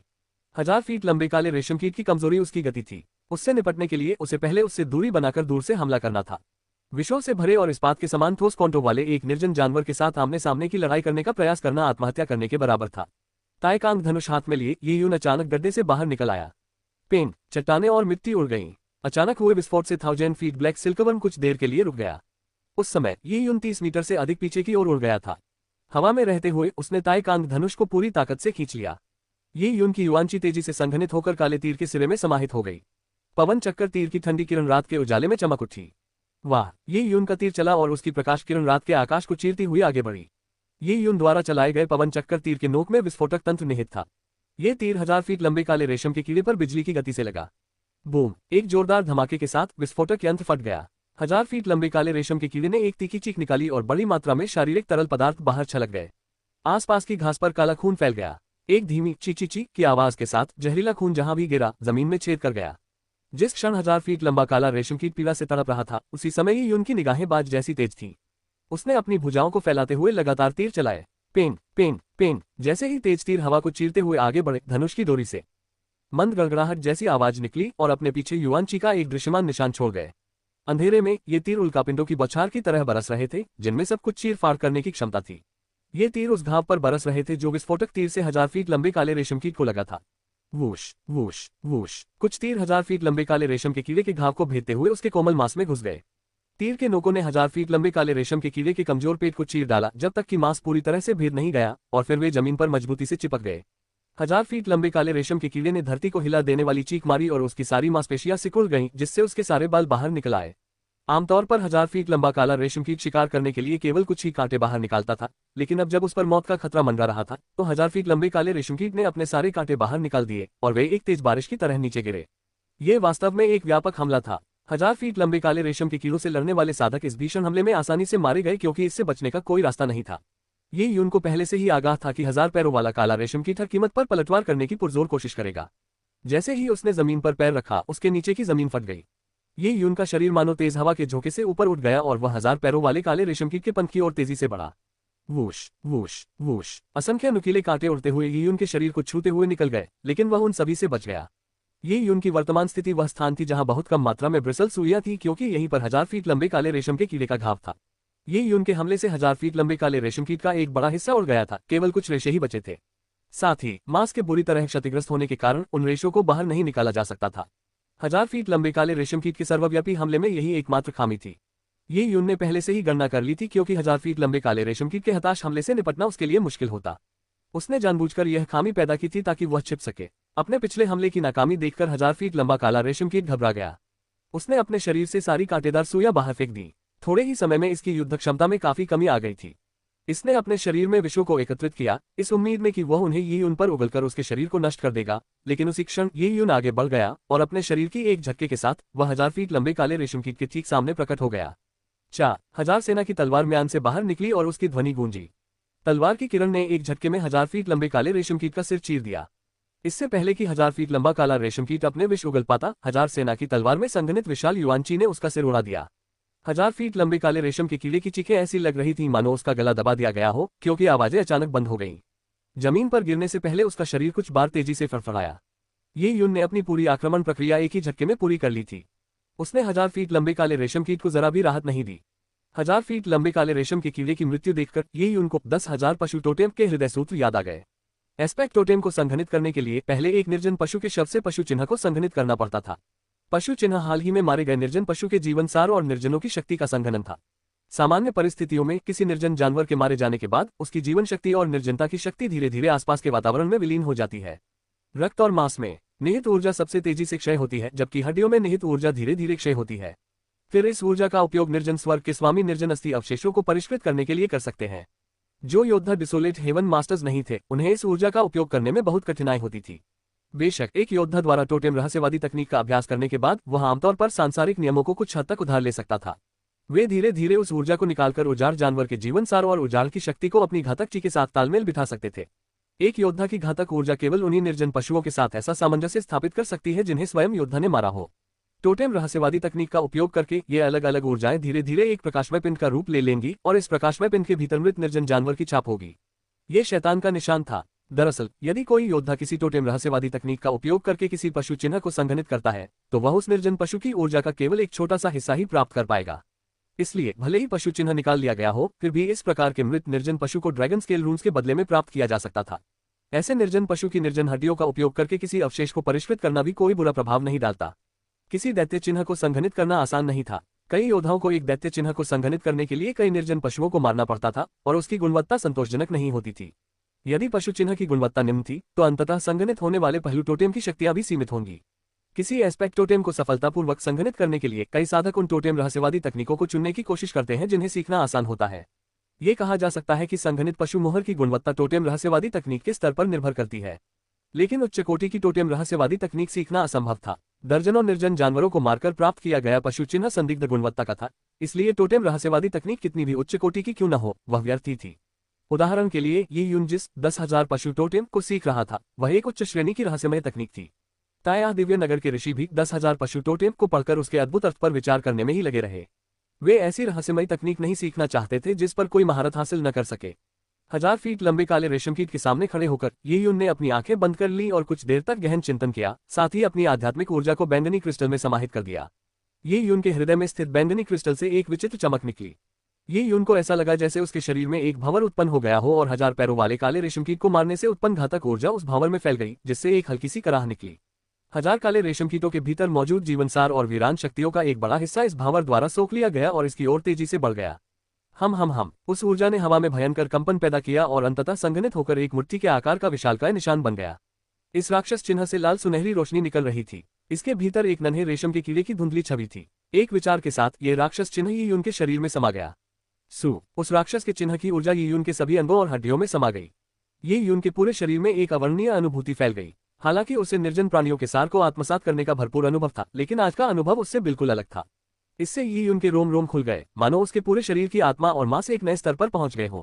तो यह एक एस्पेक्ट टोटेम को संघनित करने की प्रक्रिया है। ये यून को ऐसा महसूस हो रहा था मानो उसका पूरा शरीर बंधनों से मुक्त हो गया हो। उसकी हड्डियां, रक्त, नसें, हर एक अंग उस निर्जन पशु के सार से पोषित हो रहे थे, मानो वह एक मौन रूपांतरण से गुजर रहा हो। ये यून का शरीर जीवन शक्ति से भरपूर था और वह एक बढ़ते हुए पौधे की तरह ऊपर उठ रहा था। लगभग 12 सेकंड के बाद जब ये यून द्वारा पशु चिन्ह की ऊर्जा पूरी तरह से अवशोषित कर ली गई, तभी उसने अपनी आंखें खोली। ये बहुत आरामदायक था। ये यून को यह नहीं पता था कि दूसरों द्वारा एस्पेक्ट टोटेम को संघनित करना कैसा होता है या किसी वीरान जानवर के शव से पशु चिन्ह निकालना कैसा होता है। क्या यह उसके द्वारा किसी जानवर के निशान को निकालने के लिए बैंगनी क्रिस्टल का उपयोग करने से अलग होगा? लेकिन इस पर विचार करने का समय नहीं था। दिव्य वन्यभूमि नामक पुस्तक में दर्ज अभिलेखों के अनुसार जब एक 1000 फीट लंबा काला रेशम कीट मर जाता था तो वह एक विशेष गंध छोड़ता था, जिससे आसपास के 1000 फीट लंबे काले रेशम कीटों को यहाँ इकट्ठा होने की सूचना मिल जाती थी। जल्द ही 10,000 से अधिक लंबे काले रेशम के कीड़े इस स्थान पर एकत्रित हो जाएंगे। यहाँ तक कि 1000 फीट लंबे काले रेशम के कीड़ों के राजा के प्रकट होने की भी संभावना है, और यह ऐसी चीज थी जिससे ये निपट नहीं सकता था। उसे तुरंत इस जगह से निकलना होगा। अध्याय 280 रहस्यमय युवक। ये यून ने 1000 फीट लंबे काले रेशम कीट के भीतर मौजूद रेशम और उसके विष का एक हिस्सा जितनी जल्दी हो सके निकाल लिया। उसके बाद उसने उसके कुछ धातुई दांत निकाले, उन्हें अपनी अंतरस्थानिक अंगूठी में सुरक्षित रखा और अपनी गति तकनीक का उपयोग करके घने जंगल में भाग गया। दिव्य वनवास में प्रशिक्षण के लिए जाने वाले साधकों के लिए भंडारण एक बड़ी समस्या थी। वे एक सामान्य विशालकाय निर्जन जानवर के केवल सबसे मूल्यवान हिस्सों को ही निकालते थे, अन्यथा अंतरस्थानिक वलय जल्दी भर जाते थे। दौड़ते समय ये यून ने अपने बैंगनी क्रिस्टल की ऊर्जा दृष्टि को फिर से खोल दिया। आसपास की वीरान भूमि की शक्ति लहरों की तरह फैलती हुई दिखाई दी। ये यून ने जल्द ही दूर स्थित वीरान भूमि में ऊर्जा प्रकाश के बिंदु उभरते हुए देखे। 1 2 3 उद्धरण चिन्ह। ऊर्जा प्रकाश के ये सभी बिंदु स्वाभाविक रूप से 1000 फीट लंबे काले रेशम के कीड़े थे। ये यून ने तेजी से दिशा बदली और 1000 फीट लंबे काले रेशम के कीड़ों के समूह से बचते हुए जंगल में और अंदर की ओर भाग गया। 1000 फीट लंबे काले रेशम के कीड़े के प्रकट होने से पहले ये यून पहले ही 4 घंटे सो चुका था।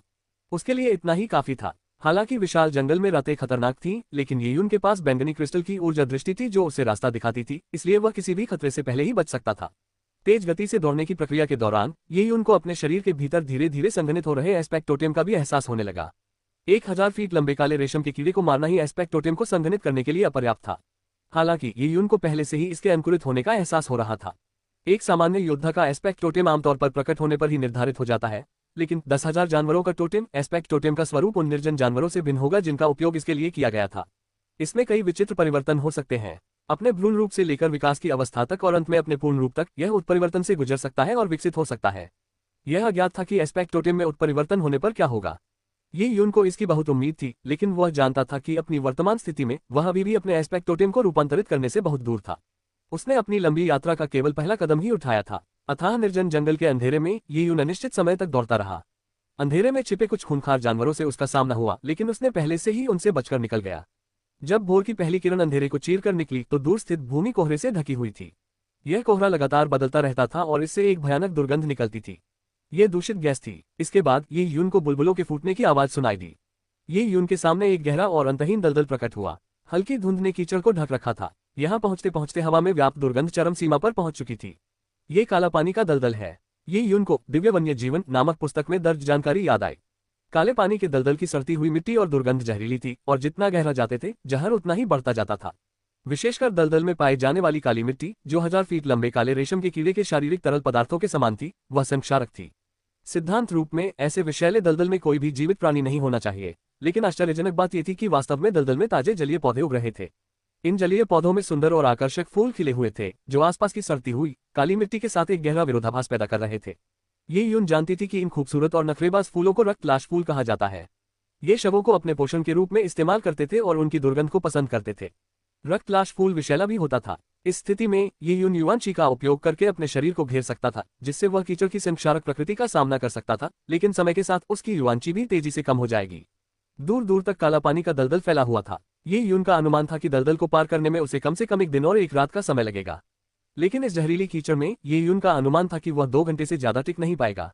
इसके अलावा ब्लैकवाटर दलदल में ब्लैकवाटर प्राचीन मगरमच्छ जैसे कुछ निर्जन जीव भी मौजूद थे।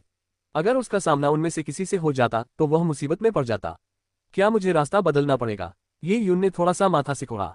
अगर उसे चक्कर लगाकर जाना पड़ा तो उल्कापिंड खाई तक पहुंचने से पहले उसे काफी लंबी दूरी तय करनी पड़ेगी। बीच बीच में वीरान जानवरों से सामना होने पर इस यात्रा में कम से कम 10 दिन लग जाएंगे। जब ये यून इस बारे में सोच रहा था, तभी अचानक उसे कुछ दिखाई दिया। वह है, ये यून ने अविश्वास भरी निगाहों से दूर तक देखा। वहां धुंध के हल्के गुबार में हरे रंग के वस्त्र पहने एक युवक हरी गाय पर सवार होकर धीरे धीरे उसकी ओर आ रहा था। हरी गाय के पैरों से दलदल के ऊपर स्पष्ट कदम दिखाई दे रहे थे, लेकिन उन पर कीचड़ का कोई निशान नहीं था। गाय की पीठ पर एक युवक बैठा था, जिसके हाथ में पिकोलो था। उसने बांस की टोपी पहन रखी थी और वह एक मधुर धुन बजा रहा था, जिससे दलदल में हवा में कंपन हो रहा था। रक्त शव के फूलों की एक एक डंडी हवा में लहरा रही थी। खतरों से भरा वह विशैला दलदल अचानक वसंत ऋतु की चमक और आकर्षण से सराबोर एक अभयारण्य में परिवर्तित हो गया। यहाँ तक कि सुंदर और नखरेबाज रक्तलाश के फूल भी कोमल प्रतीत होने लगे। ये यून चौंक गई। एक हरी कमीज, एक हरी गाय और एक पिकोलो, चरवाहे की तरह कपड़े पहने एक युवक का ब्लैकवाटर दलदल में अचानक प्रकट होना एक जबरदस्त दृश्य प्रभाव छोड़ गया। ये युवक इस अनंत दिव्य वन्य क्षेत्र में बिल्कुल बेमेल प्रतीत हो रहा था। वह है, ये यून ने हरे रंग के वस्त्र पहने गाय पर सवार युवक को आते देखा। उसने अपने शरीर की युवांची ऊर्जा का संचार करते हुए अपनी 1000 सेना की तलवार की मूठ को छुआ। वह युवक के स्तर का अंदाजा नहीं लगा सका। उसे लगा कि वह व्यक्ति बिल्कुल सामान्य है। बैंगनी क्रिस्टल की दृष्टि से जांच करने पर भी युवक के भीतर अत्यधिक ऊर्जा का कोई संकेत नहीं मिला। उसमें एकमात्र अंतर यह था कि उसके शरीर में एक रंगीन जीवन शक्ति व्याप्त थी, जो बेहद आकर्षक और सुंदर थी। जब युवक ने ये यून को देखा तो उसने अपने मुंह से पिकोलो को अलग किया और ये यून की ओर मुस्कुराते हुए कहा, हाय। उस युवक की आवाज सुनकर लोगों को ऐसा महसूस हुआ मानो वे वसंत की ठंडी हवा में नहा रहे हों। ये यून ने अपनी सतर्कता कम नहीं की और प्रतिदान के रूप में हल्के से सिर हिलाया। क्या आप दिव्य वनवास से आए एक साधक हैं? ये यून ने सहज रूप से उस युवक की शक्ति को महसूस किया, लेकिन वह युवक देखने में लगभग 16 वर्ष का ही लग रहा था। ये कल्पना करना कठिन था कि स्वर्ग का ऐसा अभिमानी पुत्र भी हो सकता है। साधक। युवक थोड़ा चौंक गया, फिर हंस पड़ा। उसने धीरे से सिर हिलाया, नहीं, मैं नहीं हूँ। मैं तो बस एक पर्यटक हूँ, दिव्य वन से गुजर रहा हूँ। पर्यटक, इस दिव्य वन्यभूमि से गुजर रहे हो? ये यून घबरा गई। जिस दिशा से वह युवक आया था, उससे ऐसा लग रहा था कि वह ब्लैकवाटर दलदल पार करके आया है। ब्लैकवाटर दलदल बेहद जहरीला था, फिर भी वह बिना हिचकिचाए उसे पार कर सकता था। हालांकि यही वह बात नहीं थी जिससे ये यून सबसे ज्यादा चिंतित था। वह घबरा गया क्योंकि युवक जिस दिशा में जा रहा था वह स्पष्ट रूप से ताया दिव्य राज्य की ओर थी, और जिस उत्तरी भाग से वह आया था वह एक निर्जन स्थान था। दिव्य वनभूमि के और उत्तर में अंतहीन वीरान भूमि थी। वहां असंख्य शक्तिशाली वीरान जानवर सुप्त अवस्था में थे, यहाँ तक कि जब मानव ऋषियों का सामना उनमें से कई वीरान जानवरों से हुआ तो उन्हें भागना पड़ा। इस युवक ने कहा कि वह तो बस ईश्वरीय वन से गुजर रहा था। अगर वह सचमुच उत्तर से आया था तो आखिर कहाँ से आया था? ये दिव्य निर्जन वन का दूसरा छोर तो नहीं हो सकता है ना? हालांकि ये यून का मन उथल पुथल से भरा था, फिर भी वह सतह पर शांत दिखाई दे रहा था। उसने एक शब्द भी नहीं कहा। यह रहस्यमय युवक उससे बिल्कुल अलग दुनिया का था, या शायद वो युवक भी नहीं था। अच्छा, आप बहुत दिलचस्प हैं। युवक ने ये यून की ओर देखा और खिलखिलाकर हंसा। शायद हम फिर मिलेंगे। इतना कहकर वह अपनी हरी गाय पर सवार होकर ये यून के पास से गुजर गया। पिकोलो से मधुर ध्वनि एक बार फिर बजने लगी। वह प्रसन्नतापूर्ण धुन मानो वास्तविकता में तब्दील हो गई। वह बेरोकटोक सफेद बादलों से भरे नीले आकाश में उड़ गई। आकाश में उड़ने वाले गिद्ध भी उस धुन से आकर्षित हुए और युवक से कुछ ही दूरी पर हवा में नाचने लगे। दलदल में दूर एक विचित्र दिखने वाली जहरीली मछली पानी से बाहर उछली और एक बुलबुला बनाया। वह बेहद खुश लग रही थी। ये जीव जंतु जिन्होंने लोगों में भय और घृणा उत्पन्न की थी, अब प्रसन्न आत्माओं में परिवर्तित होते प्रतीत हो रहे थे। इस दृश्य ने ये यून पर गहरा प्रभाव छोड़ा। ये यून उस युवक को आंखों से ओझल होते हुए देखता रहा। उसे लगा कि युवक के पिकोलो की धुन में एक जादुई शक्ति थी जो औजार जानवरों के विचारों को भी वश में कर सकती थी। जब युवक ने ब्लैकवाटर दलदल को पार किया तो ऐसा लगा मानो वह किसी बगीचे में टहल रहा हो। वह स्पष्ट रूप से निशाना था, फिर भी निर्जन जानवर उसे पहचान नहीं पाए, लेकिन शायद वह अजीब धुन ही थी जिसने उसे हमले से बचा लिया। ये युवक वाकई अजीब है। इसमें जंगली जानवरों को वश में करने की क्षमता है। ये प्रायः दिव्य साम्राज्य की ओर क्यों जा रहा है? ये यून ने बुदबुदाते हुए कहा, मार्शल आर्ट के मार्ग में तरह तरह की विचित्र बातें होती हैं। किसी व्यक्ति में जानवरों को वश में करने की क्षमता होना कोई आश्चर्य की बात नहीं है। युवक प्रायः दिव्य साम्राज्य की ओर क्यों जा रहा था, या वह केवल प्रायः दिव्य साम्राज्य से गुजर रहा था, इस बारे में यून ने सोचना भी उचित नहीं समझा। वह सबसे ज्यादा इस बात को लेकर चिंतित था कि वह ब्लैकवाटर दलदल को कैसे पार करेगा। रास्ता बदलकर जाना बहुत दूर था। ये यून दलदल के किनारे किनारे चलता रहा और लगभग 15 मिनट तक चलने के बाद वह अचानक रुक गया। ओह! उनकी ऊर्जा संबंधी दृष्टि में जमीन के नीचे काली ऊर्जा का एक विशाल भंडार छिपा हुआ था।